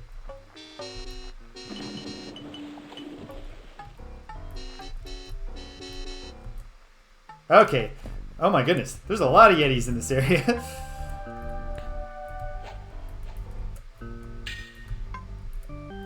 That might have been part of how I got in so much trouble last time. I might have been taking snowball hits from off camera. Oh, drowned that one, didn't I? Nope. He's fleet of foot. Good for him.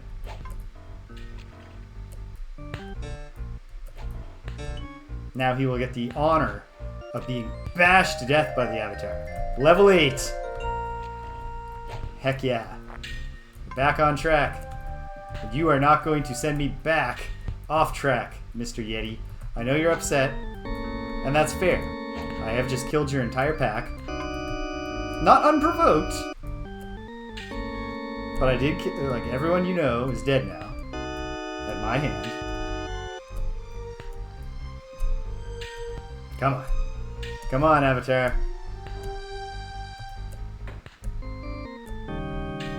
Oh dear. He's right on me. I'm in a bear hug. Trying to fight my way out. Oh god. That was horrifying. He's on red. Of course, I'm not doing great either. I'm taking damage to the mace and to my face. Would you please? Thank you. Just go down. In time, he did. How's my mace? It's still serviceable. Okay. Level 8 and a bit. Level 8 and change. We've done a lot about the Yeti problem. If later on, when I've beaten this game, I read about it and it turns out, pick up a snowball and throw it back and you befriend the Yetis because you played with them, I'll feel horrible. But hopefully they were just very aggressive carnivores and I had no choice. It was kill or be killed. That's what I would like to believe. Keep my virtue intact. I did see a tasty looking yellow potion. Potion of healing. Which, none of them heal you enough that I'm not just going to... you know what? None of them heal you enough, and yet... No, I gotta drop you for a moment, yellow potion. I have a potion bag, don't I? Yeah. They don't heal you enough, and yet, given how much healing you can get by resting, I think it still doesn't make sense to use them in any context other than... Is that just the axe? Yeah. Throw in into the sea. Well, the underground pool. Okay.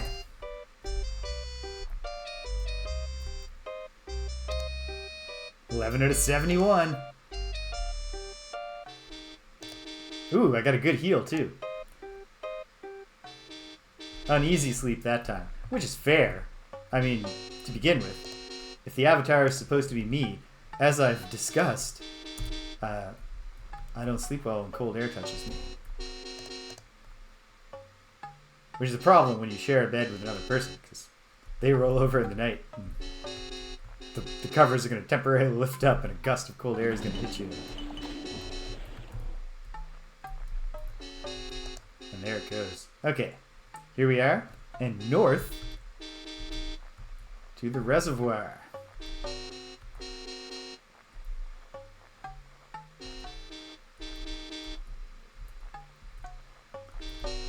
Who knows? So I do think I'll spend this level up on fighting skill to try to get a feedback loop going. By any chance, is level 8 a 2 skill point level up? Probably not. Never mind. Yes! Awesome! Hooray! I like that. That's exactly what I was hoping, as you can tell, because I said the thought out loud before verifying it. Hey! Visually, I think I was able to read that the... Or does it always look like that? I don't know. But yeah, all that groin punching from the Yetis. Really testing the crotch area of my chainmail leggings. Okay, I know I just saved. I'm being neurotic with this. Can I rest and get back to full? I'm starving. Oops. I can fix this. Assuming that there are ice trout.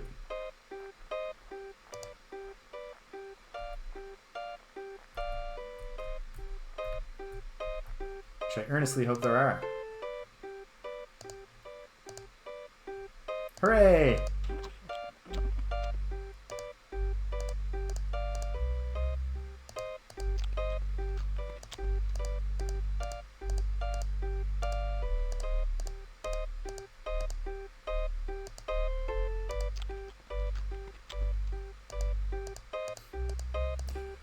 The eating sound effect really drives home to you the fact that you are always waiting until the Avatar is starving to eat.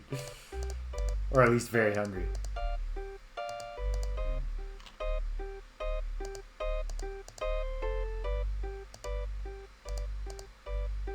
Finally.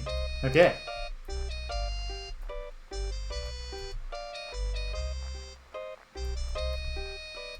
Try once more to get back to full health. Think what power could be thine.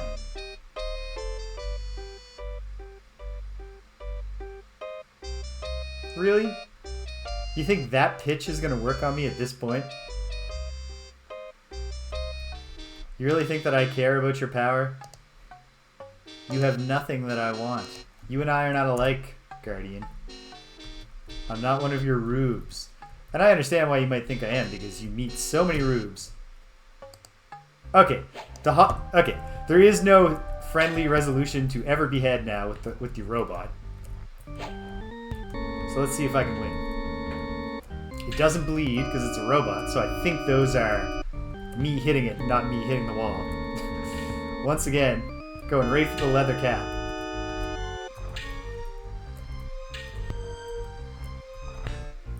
Oh yeah, I got this guy. I got his number. No hard feelings, man. It's just the whole thing where you were trying to kill me.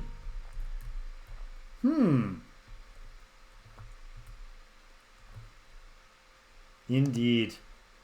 I think I can solve this puzzle.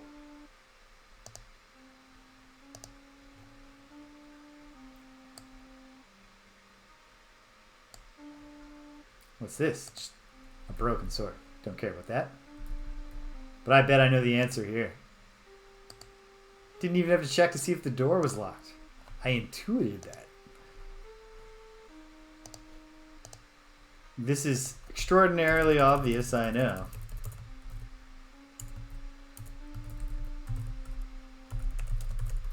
But I will update the save game name. Alright. Please tell me that this place operates on a network of amethyst rods.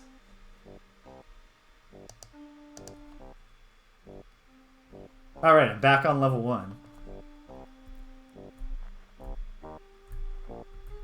Well, there's water I could explore, but I will explore constructed area first. Ooh. Ice ceiling. Crick your neck down, Avatar. Ah, it might just be that there's a switch to press. You hear the sound of scraping stone on stone. Oh, did the path behind me change? Am I somewhere different now? Yes.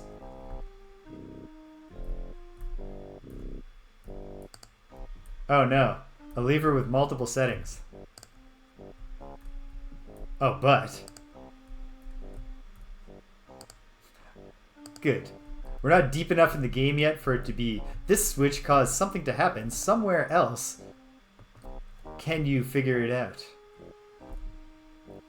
And looks like we have another...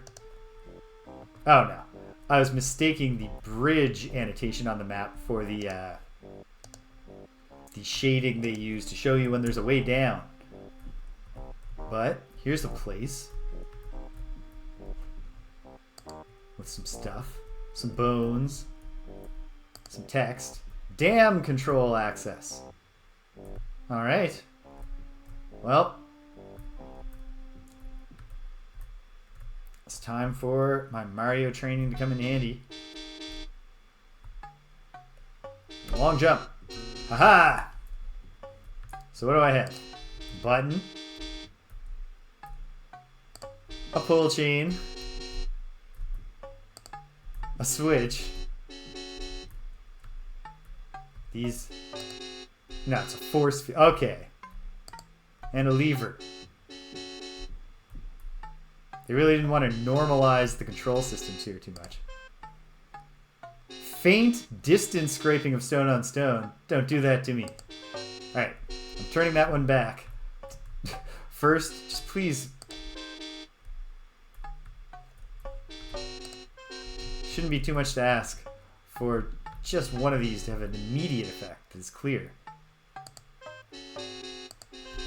Or are they all just controlling a dam that I can't see? Yep. Okay, well... Oh, did I just go through the force field?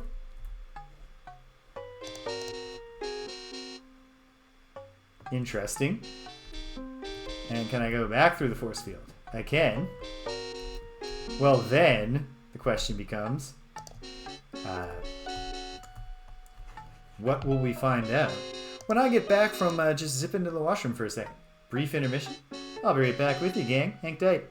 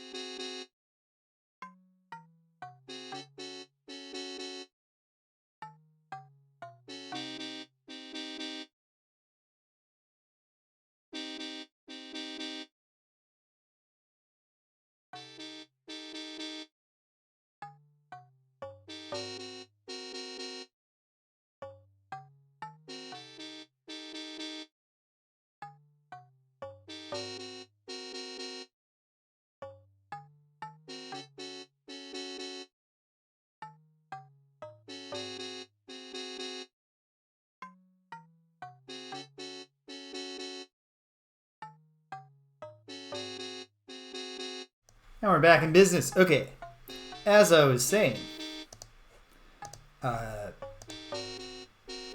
what I was going to say was I should toggle some more switches and go back through and see if it teleports me somewhere else. But then it occurred to me, why would I not explore the one avenue that is currently open to me first? Because all the switches do stone scraping stuff, which seems probably not related to changing where this teleports me to. But what if that stone scraping is in the place it teleports me to? If I haven't explored it in the first place, I'm not going to recognize that.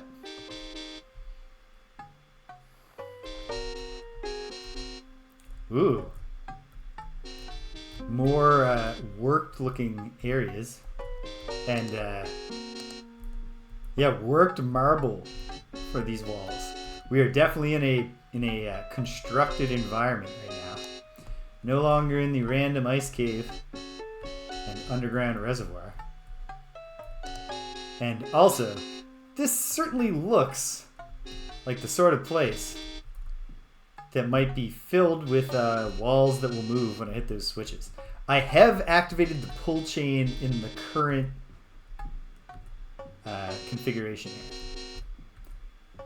A little frustrating that one of the things is a pull chain, if indeed I'm going to be toggling things on and off to try to find my way through here, because pull chain is one that I don't know if it has an obvious visual distinction between on and off, whereas the lever, the button, the switch all do.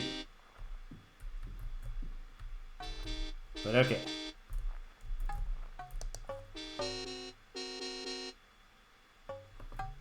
I think I see one more little avenue. Wait. Where am I going? North? Yeah, okay. No, hold on. I didn't go in here, did I? Nope.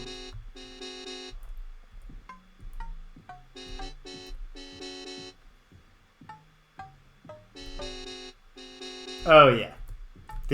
We got a puzzle about going back and forth through this thing and figuring out which combination of switches lets me get somewhere. There are too many pathways with no hazards that lead to nothing. Or there is one secret door. Have you tried clicking on every wall? It looks like there should have been a thing there.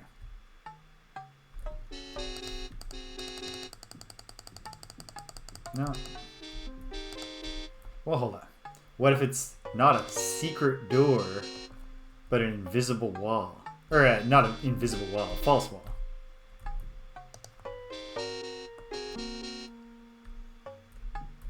Or alternately, is that a tell of exactly what I'm trying to toggle? I don't know. Because I gotta find my way back, which I think is this way. I hope. No. That's alright. That's alright. I will annotate it once I find it. Was it this way? Yes.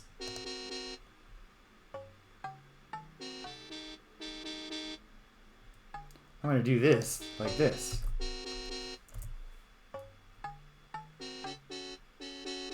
Instead of writing anything down. 2 A's. Point A leads to point A. Okay. Flip a switch, make no other changes, go back.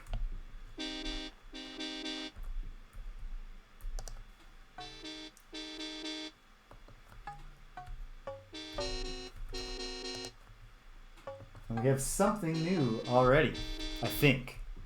Or I clumsily missed a very clearly demarcated area. Either way, we're adding to our map.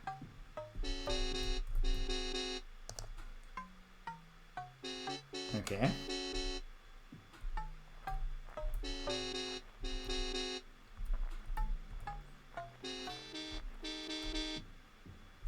Imagine if the answer is just toggle all 4 switches to get the proper path open. Then my strategy of going one at a time is very silly. Very inefficient.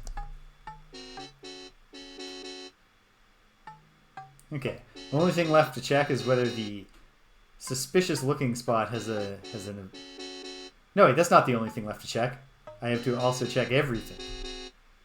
We have to be systematic.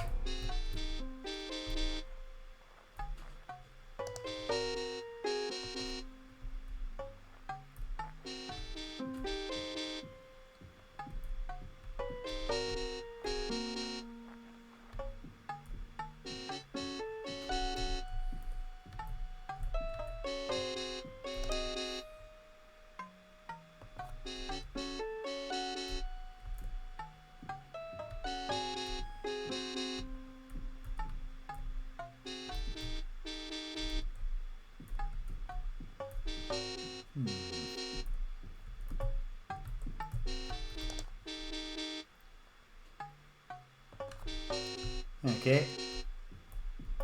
And also it could be at one of the dead ends. Not a new path opens up, but an altar or a console of some sort rises from the ground.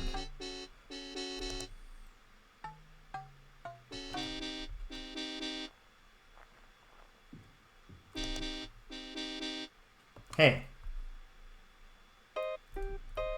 Previously there was a path here and now there's not.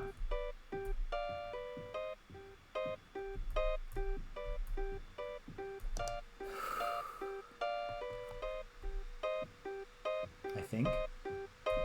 Or I'm misreading where I am on the map, which is entirely possible. Okay.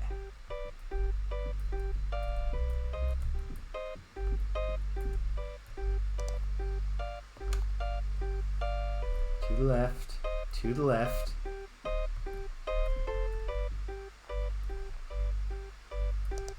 One more time. Yes. Okay. So, the lever opened one path and closed another.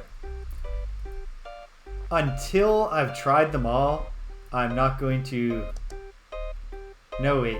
That's crazy.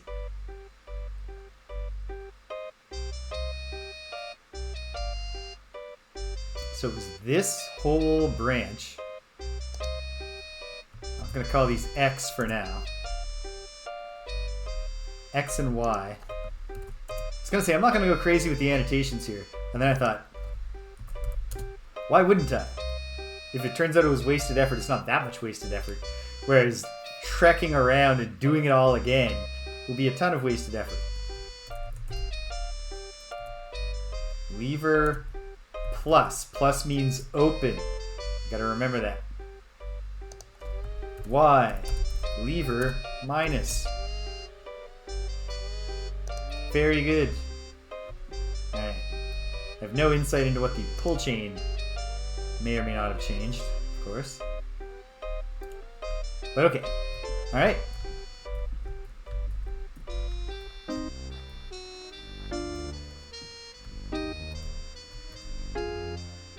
This way to go back.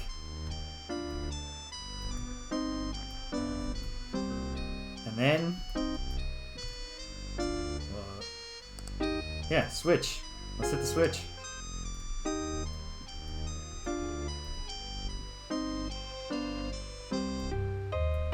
Wait. Oh no. The switch was what I used before, not the lever.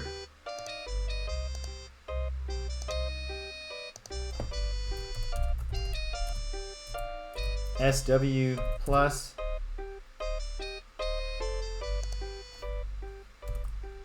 That particular hallway, sex worker positive. And then the shameful Y hallway, which is sex worker negative. Okay, I will just...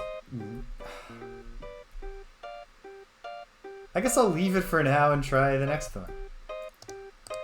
Let's pull the lever. Well, I am grateful that this was kept localized. At least so far. All of the faint distant scraping of metal on metal happens in this little puzzle area.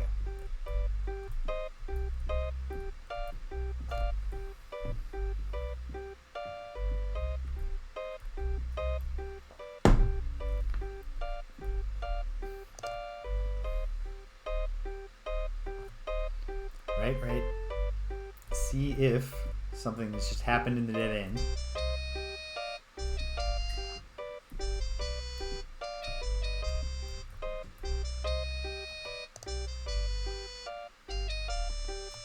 Huh. Oh, right, because I deactivated the switch. Only the lever and the pull chain, unfortunately, are active right now.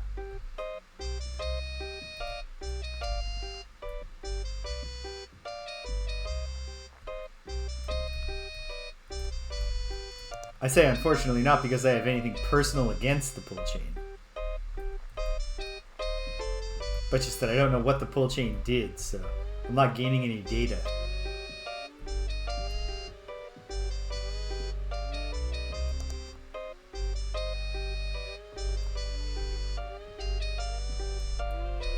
Oh!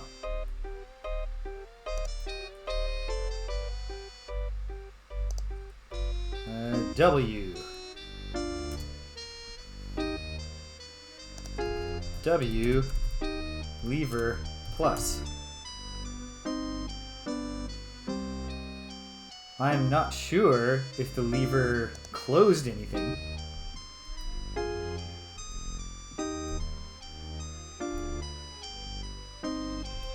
I appreciate that the But there's radiance coming from the...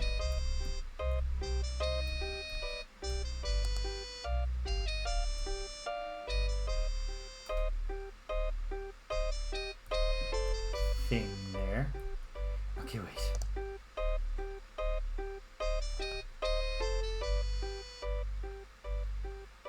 Oh no, do I? Oh no. Okay, hold on. If I hit the switch off and go back through, are my annotations messed up already? No. No, yes, because I put the switch off. Oh, the pain.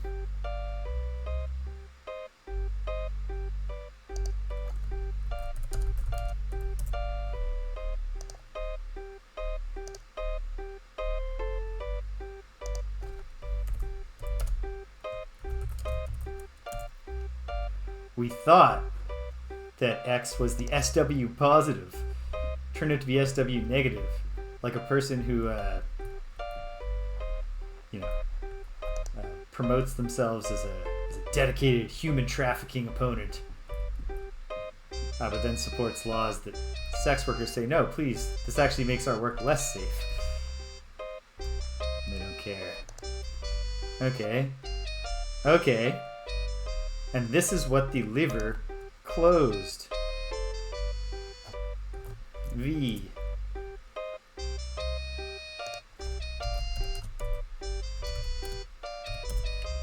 Okay. Okay.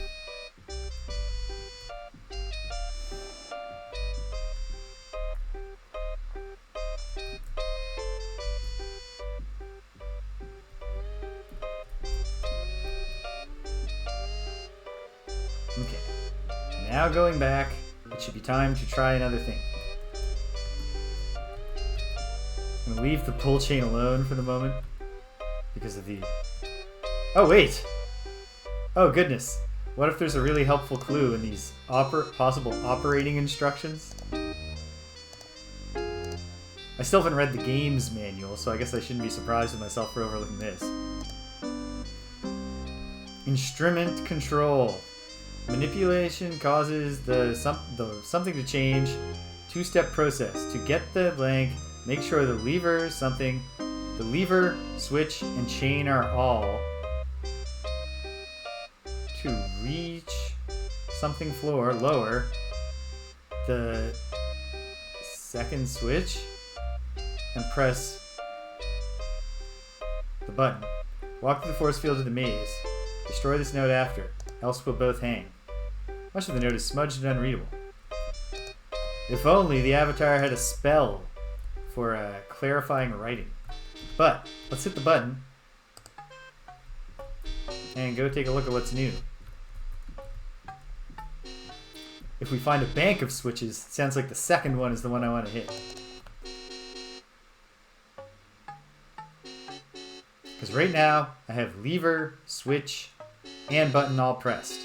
Which might have sounded like what the clue was telling me to do. Or might not have. Yikes. Reading that note before I started messing around would be great, especially because I don't actually know how many times I did or didn't hit the pull chain. Hey, here's... Okay, good.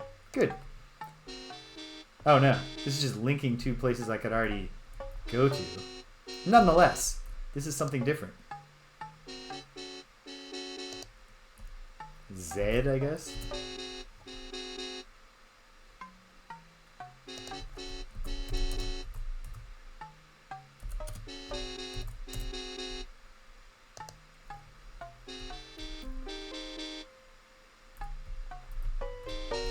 Okay. Well.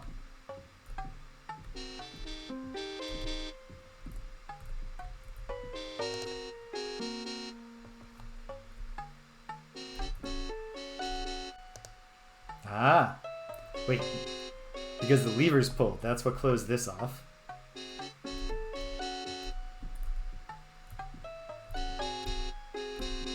Not knowing what state the pull chain is in makes this painful. Both from just following the original instructions and trying to use the clue that I didn't read in time, and from the perspective of not knowing what state it's in is also difficult for just, working this out logically. Oh ho ho! So to the south, I can't go. That's what the button does.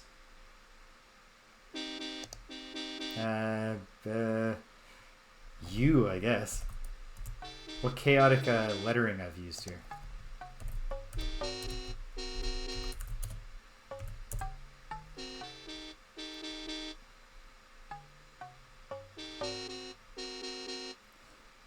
Yeah, I have fun playing games that are gridded and require mapping.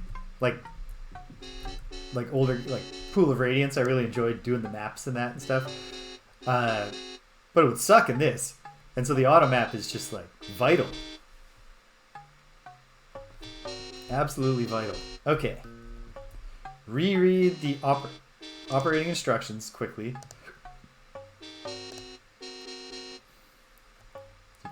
Two-step process. To get the blank, the key. Make sure the lever, switch, and chain are all. To reach... Yeah, it's excellent. That's a great feature. Another good, a totally different approach to auto mapping, but also I thought good in Hollow Knight. How you have the auto map, but actually getting the annotations of like where shops are and stuff on the auto map, you have to buy different items for those. So it makes you make like not only finding the people who will sell you those things, but then also there's a resource. How am I going to use my resources most efficiently? Do I need this marked right now, or do I want to focus on improving my character?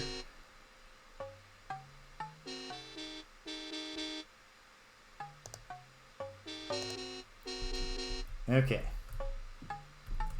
So, it sounds like the button's supposed to be off. Maybe. And maybe I did restore the pull chain. No. I think now I've turned the pull chain off. Well, you know what? This is what I've done to myself. Hey, is this a big difference? Sure is.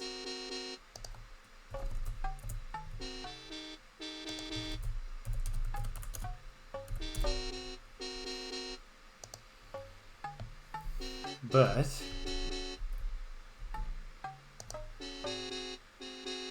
oh wow, this is a bit. Wait, that's because of what? The chain also minus this. Hold on. Something different in here now, though. Nope.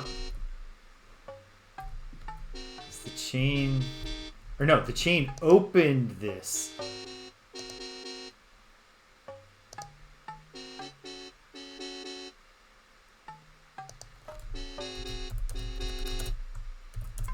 I think.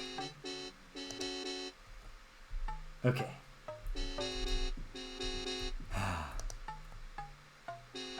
Well, we must lament that I didn't read the clue before starting this.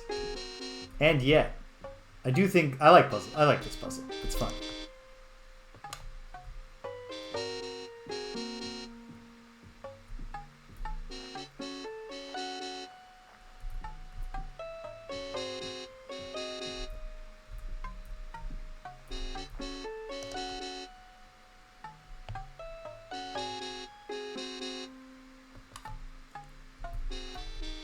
Okay. So with lever, chain... what position do I have the goddamn chain in right now? I'm not sure. I think that I might be reading or thinking backwards. It might be telling me not that you need to have all three of those things active. Oh, I should look down this hollow. It might be telling me to have all of those things inactive. But hold on. Because here's another way through.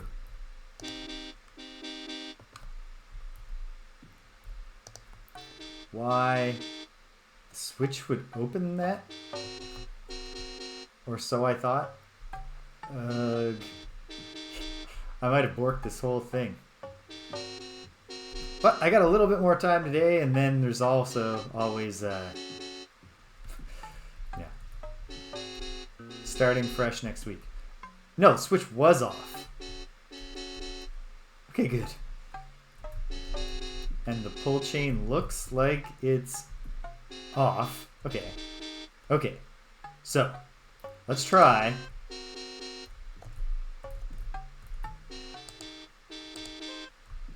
Switch lever and button. Alright, switch lever and chain active. That thing inactive. I might have already used this combination, but he says that's how you get the key. But it also seems like there might be a separate... No, I don't know. Is the key in the maze? Seems like it would probably be. Okay.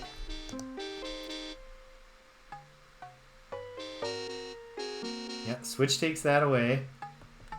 Whereas the chain opens this up. That checks out.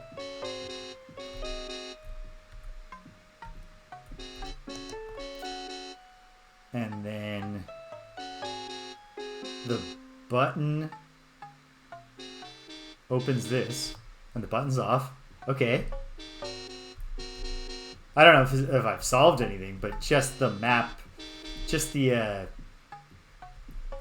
annotations on my map seeming correct is heartening. I really want this dead end to become something, like there's a key waiting for me. No. Just a little platform that comes up with a key on it.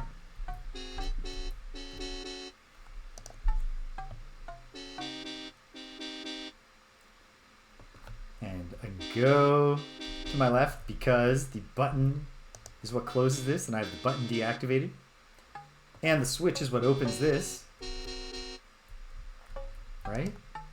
Yeah. Allegedly. According to my doctrine. But there's nothing really going on yet. There's also the perilous question of, am I supposed to be like diligently looking for secret doors as well? I hope not. Is this new? No. But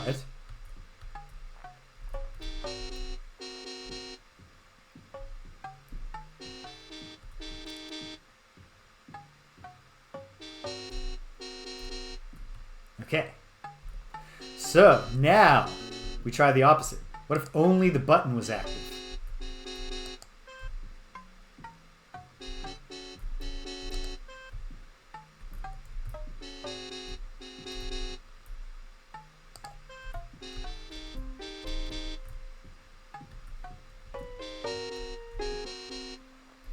If only the button is active, I should expect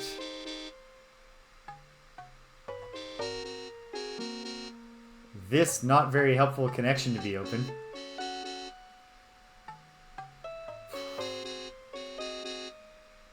Or is it somehow helpful? I don't know. Let's explore what only pull chain gives us here and find out. Or what only button gives us. I've done only pull chain and found it wanting.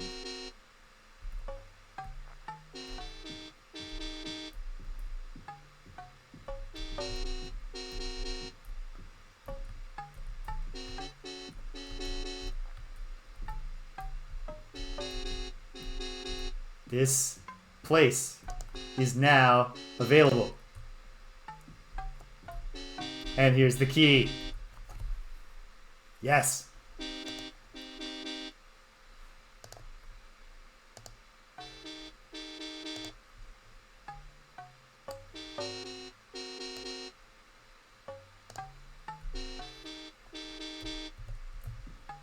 It's a two-step process.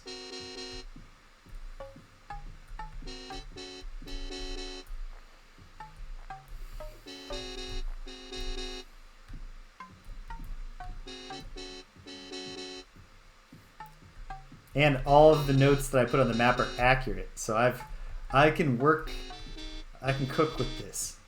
I have the ingredients.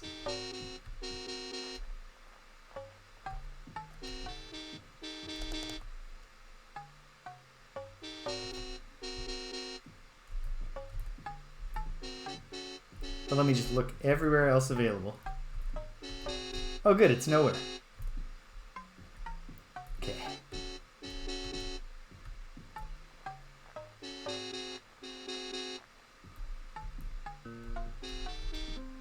Update the save to commemorate. Now let's read that scrawled note again.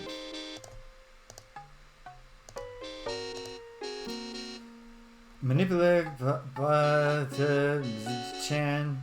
Two-step process to get the key. Make sure the lever, chain, switch, and chain are all deactivated. To reach the something floor lower, the second switch and press button. Walk through the force field to the maze. Okay. Let me read that one more time. Okay. If that's hand switch, because there's no second switch that I can see here. And like press, you can only press the button. So let's try flipping the switch and then deactivating the button. And doing nothing else. Will that do anything? I don't know. What would I expect to be different now? If only the switch is active, I would expect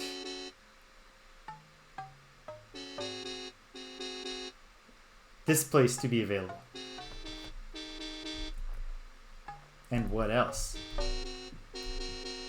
Like, is there something down there that I would expect to now be open? Wait a minute. Oh no.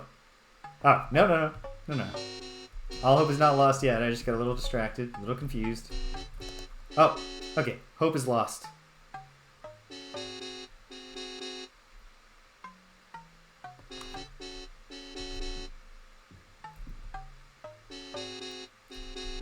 Because I have the... What do I have done now? Just the switch. And what's missing is... For me... I mean, the liver would open... Switch and lever? I don't know how to interpret that out of the... Oh! Yes, I do. Could be the... Here it is. Here it is. What could be happening here? Lower the and switch. And press the button. So pressing the button would be to deactivate it. So the question is, do I lower the pull chain or the lever? Fortunately, it's well within the possibilities of trial and error to just find out.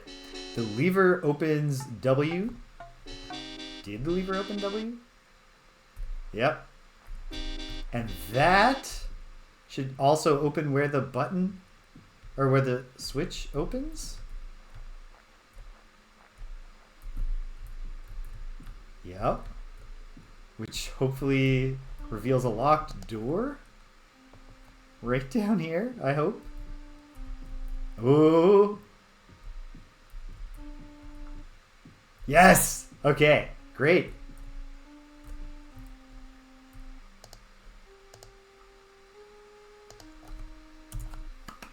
That was a fun puzzle because it was all logical and contained, and even if you miss that hint entirely, even if I had never found it, it's still within just using logic to open up new areas and check them out and trying all the different permutations, combinations, I guess, of switches. Cool. Is it the amethyst control room? Or is it just a pull switch? Main flood. Okay, but that's going to change something significant back where the reservoir is.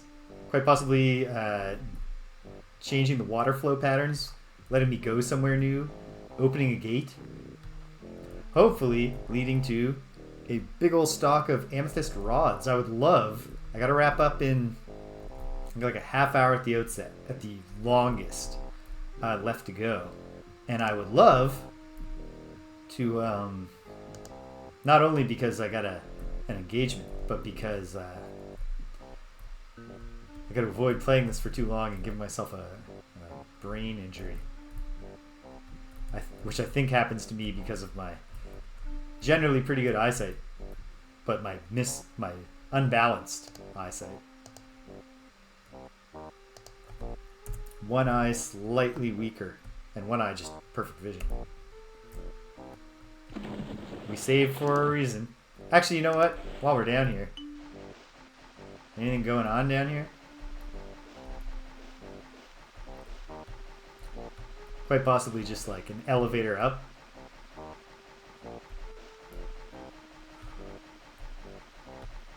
But also quite possibly like a whole something going on. Uh-oh.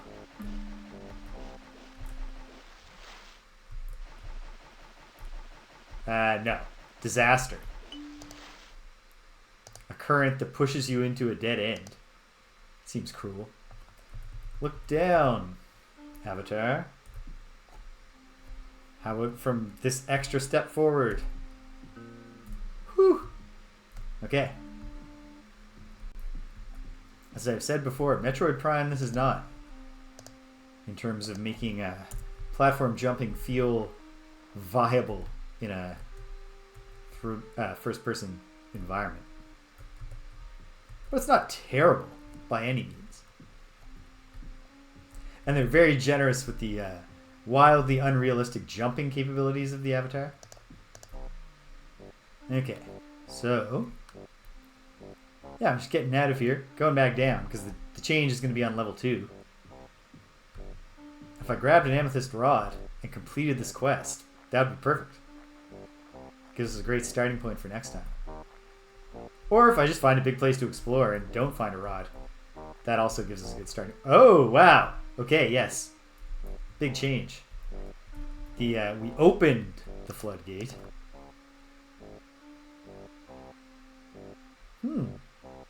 Well.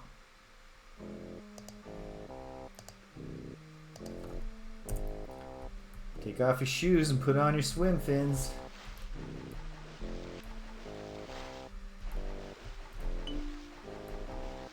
Oh, wow. If true, and I find that plausible. If true, that's very kind design. Feeling like the changes are going to be in the newly flooded zone.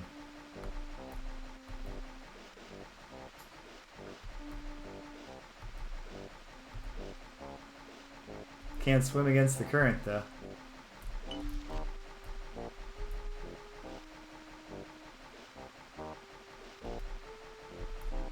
Alternately, was I supposed to swim through the floodgate?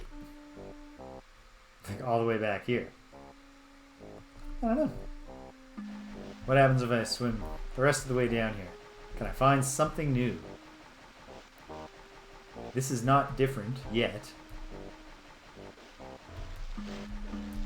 And I can't imagine much changed in this area because I opened a floodgate, but... And also there's a ton of Yetis here. I will swap saves. Whoops. I meant to put a question mark on the end of that save game name. But if I can get somewhere without angering the many, many Yetis here... Ah! That's going to hurt the cause.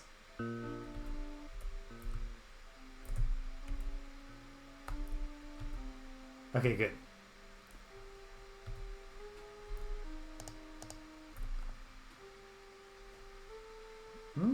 I mean, maybe that return point actually has something different now that we've manipulated the area.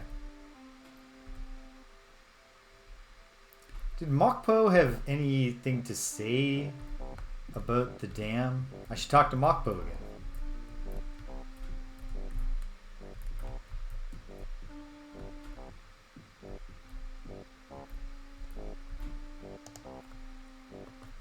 Well, can I swim up this way? No. No, you fool. You're too weak to swim that way. Okay.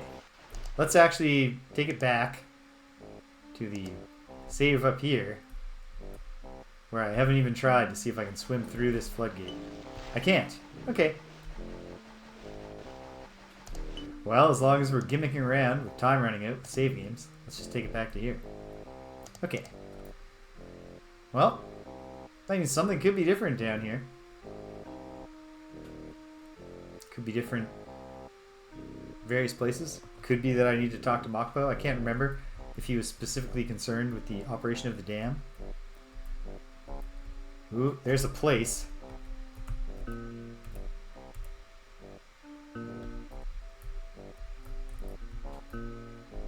Haha. Forcing the ice to cooperate. It's not a place. It's a dead end. But I have the ice on team, on side now. Into the Yeti zone.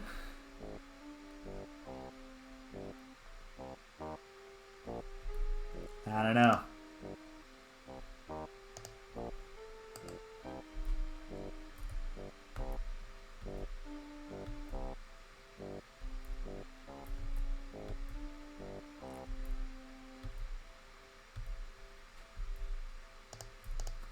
It's not the slickest, smoothest controls once you get to this point, but in its defense, it is an immersive simulation of what it's probably like to walk very carefully on ice in chain armor.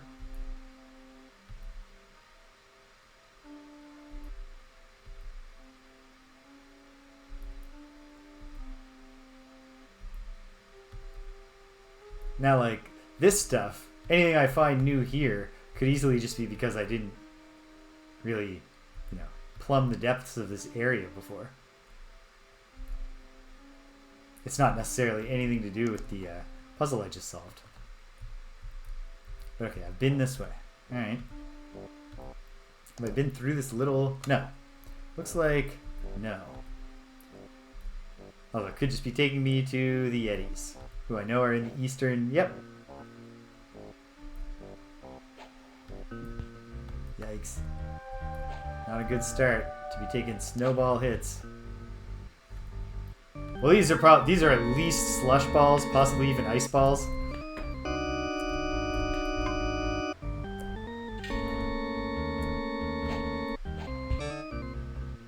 They're gonna kill me before I... Yeah. I do not accept. Okay. Will my rest be uneasy here because I can smell all the Yetis? Nope. Well, that was a good step. Oops. Tugged the chain by mistake. I ought to... I'll do that next week. Spend the skill points. Yo, Mom! Welcome! This is a fun game. Ooh! Sunday burger time sounds exciting, Stimpinski.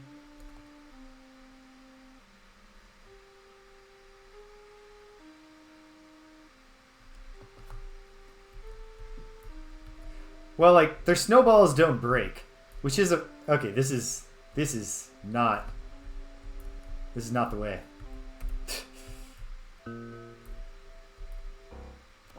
Farewell, Stimpinski. Enjoy the burgers. Don't worry, I'm wrapping up soon, so you won't miss anything too exciting.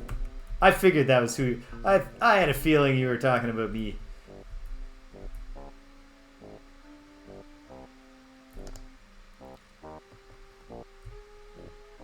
Went to a wedding last summer, and our friends at my place setting and like everywhere in the wedding paraphernalia that the guests were mentioned called me Jaime, which is pretty funny.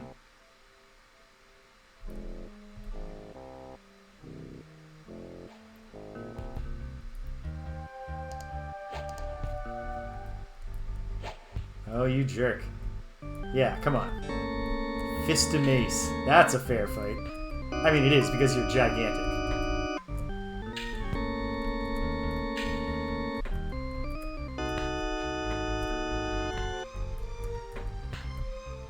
Yellow.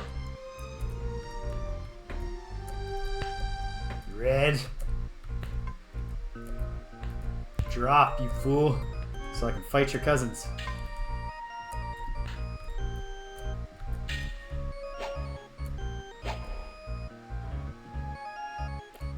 He knows he's in trouble. But now he's dead. And I've found some land that I can stand on. Which is nice. Am I being pelted with snowballs? Only from a distance. How am I doing? Not great, but if there's only one more, and I think there's probably more, but if I can get just one at a time. Excellent. Jerk. This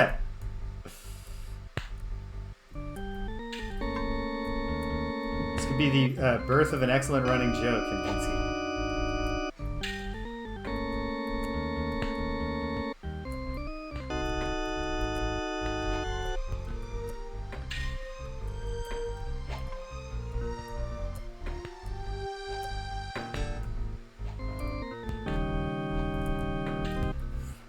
I can tell that I'm being pelted with snowballs, which sucks because I'm about to beat this guy, probably, barring outside intervention, but... Oh, come on. Come on, Avatar. Kill this one and we'll flee. He took a snowball in the back. I saw he took a hit from his friend. But I'm in great peril. And this guy will not die. He's on red. Come on. No. Okay. No, I didn't save after killing the first one, did I?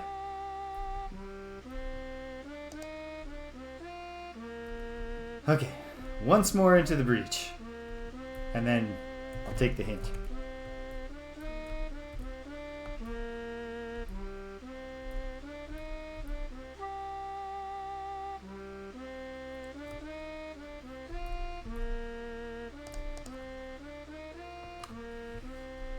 This way will eventually get me around.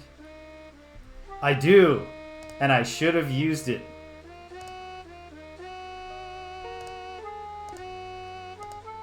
I'll be ready this time. It's quite possible that like red is a potion of like strong blows or something, or strength, or stone skin. I should be using it too. Can I get Identify guy to just identify potions and build myself a quick chart? What's going on with the Yetis? They too good to fight me? Hey, pal. Oh, okay. Yeah, okay. This is not optimal situation.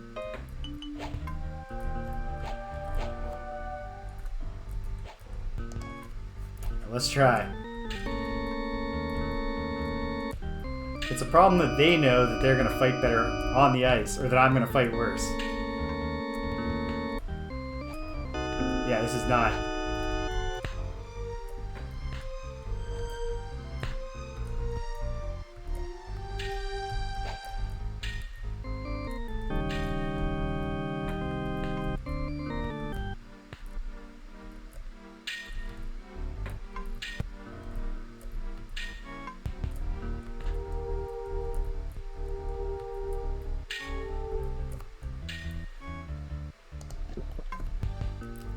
Oh wow, that was a good healing potion. There are different degrees of healing potions. That's excellent to know. And this guy's taking hits from the back too. Oh, come on. Really frustrating when they're on red and you keep landing what look like nice hits.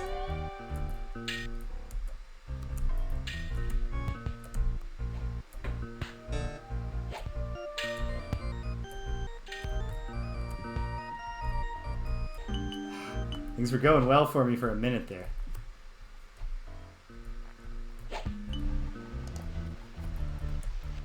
Okay. Okay.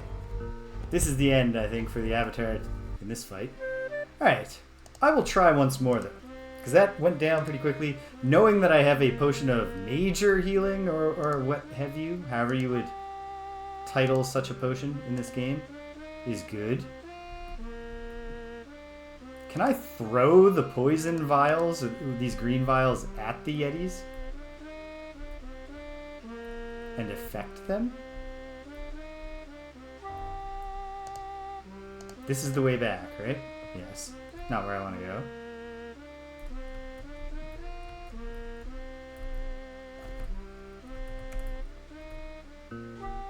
Boom. Nailed the jump. You just need the bottoms of those chainmail boots to bite into the ice, and now it's like you're on snowshoes or something.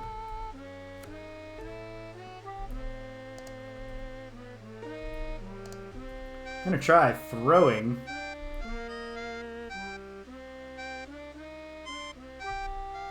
the green potion at the Yeti. See if it messes with them in some helpful way. It'd also be great if he had not wisely retreated, if I could actually get him between me and his two pals, so they're hitting him in the back with snowballs by mistake.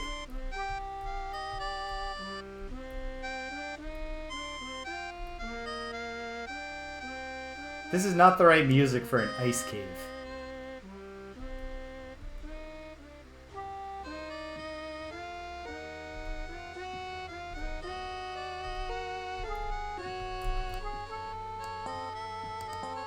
Throw it! Ah, it does nothing. Okay, well, let's fight then. No, we will not parlay.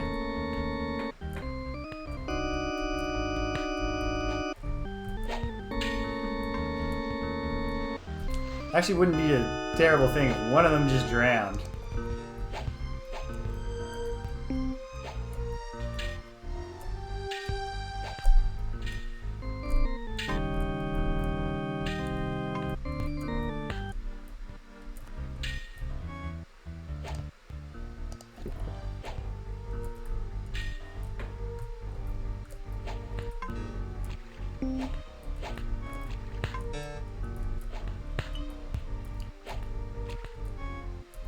Seems like these bash hits have wildly varying damage output. Sometimes I get a bunch of what look like good bashes, and he's still in green.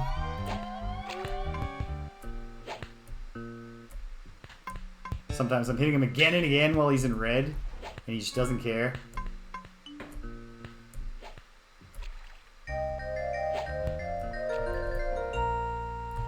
Alright, fine. We're doing it this way, gentlemen.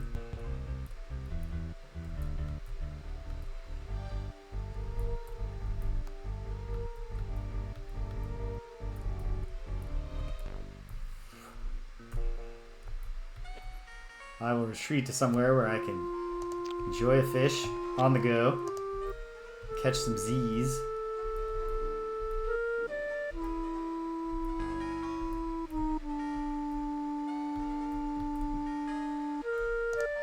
Bank my progress. Can I sleep? Yeah. A little rested.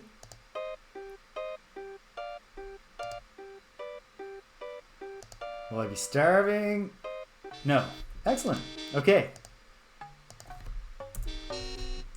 Sorry to be cheap like this, Yetis. But, well, it's kind of cheap to fight 3 Yetis to one regular-sized guy, too, so. We all have our shortcomings as sportsmen in this regard.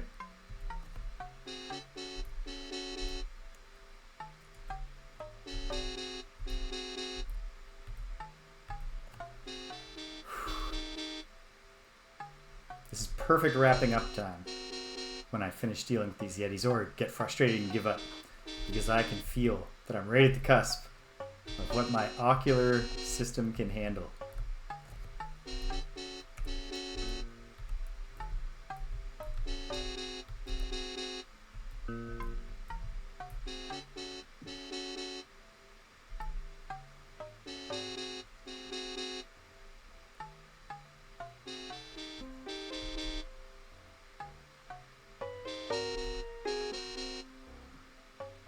Oh, hey, buddy. You still mad about your brother?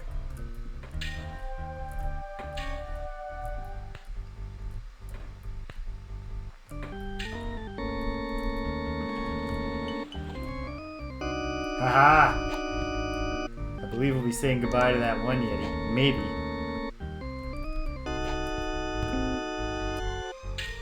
More groin punching from this jerk Yeti.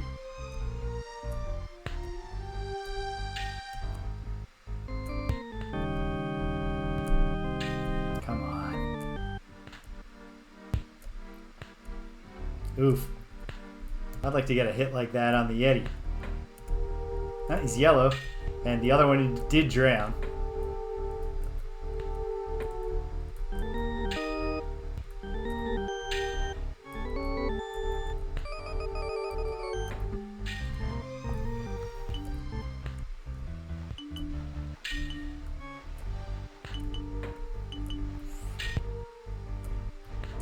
Come on, just die.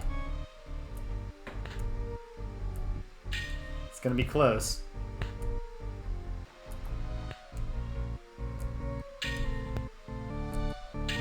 I give myself an edge with, you know, falling back and coming forward to strike, but that does not work.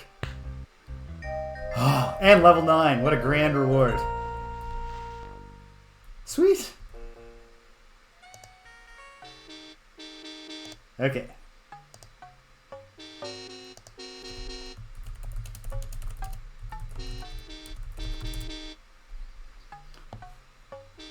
That was awful close. 3. But hey, we leveled up, which is great because some of my gear took a little damage. But are they all 2-point level ups now? Yes. So I can do some fighting training and a little repair training. Yeah. The Avatar is a serious cryptid skeptic.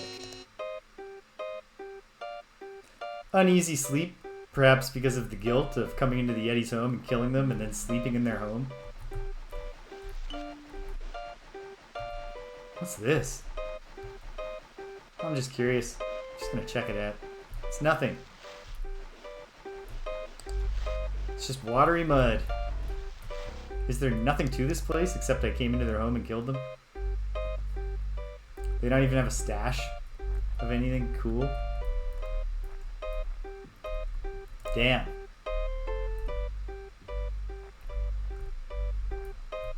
All this and for what? Oh, wait, hold on. Yeah. Okay. All this slaughter. Just because.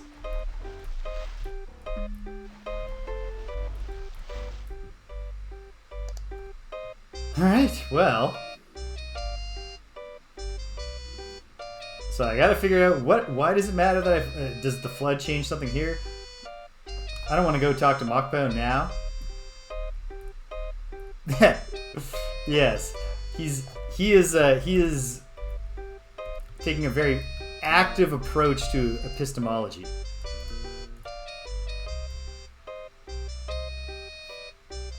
Through my actions, I decide what knowledge is possible. Okay. The kindness to my future self is getting the hell off of this stupid ice.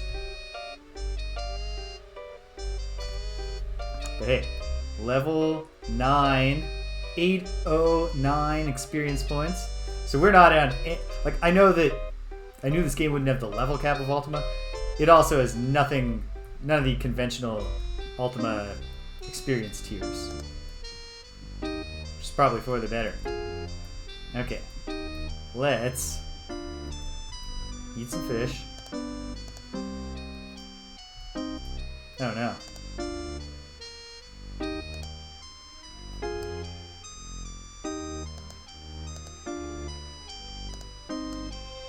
Sure.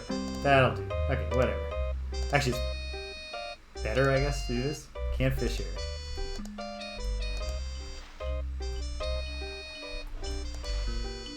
I'm gonna be killed by a lurker instead. That's a cruel joke. Can't fish here. Even though I know there are fish in these waters. Okay. Okay. I still want to be kind to my future self. But how kind? And at what cost to my current self?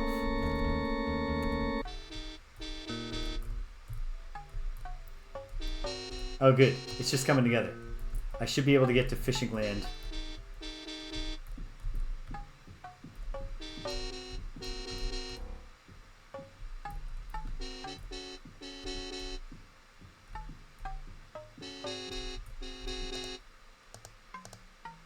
There we go. Lovely fish. Except... Oh, I want my... Okay.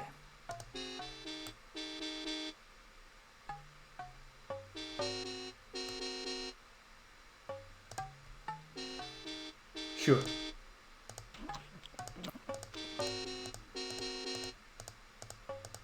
Eat up.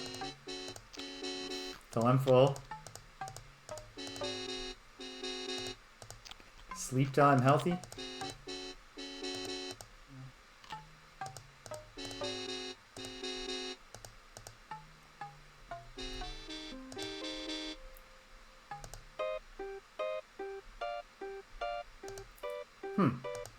Rested, but not much recovery. Much recovery. Very nice. Excellent. Very good. We're in good shape. Things are getting better. Progressing the quest. Gotta figure out what matters about the reservoir. Might just be a matter of talking to Mokpo. Can I get to Mokpo really quickly? Should I do it just now? No, I should stop. I should stop. I should stop. I should be responsible and I should stop. Okay. Alright. Awesome. This was a productive session. We have not opened up any new places, but we've stabilized the gem faces that we can go through, reducing some annoyance, even though the annoyance was already reduced when I figured out how to do the thing. And so it would seem indeed. And so, yeah, some progress made. I have one of the 2 items for the next quest, and it feels like whatever I just did with the dam must be progressing me towards finding an amethyst rod here. Maybe not. Maybe there's an amethyst rod in the sewers, but I'm skeptical. So I will pick up next time, talk to Mokpo, pop back to Britannia, get better at fighting especially, but also a little bit better at fixing my gear. And onwards and upwards. Sweet. Okay, let's check it out. Tuesday, Greg and I, in our ongoing tour of the beat-em-up genre, are engaging with Streets of Rage from Sega, and then possibly Streets of Rage 2, depending on whether Streets of Rage 1 commands enough of our attention to fill a whole episode. It may or may not. It's a really, really good game. It's possible we beat it first try, which would not fill a full episode.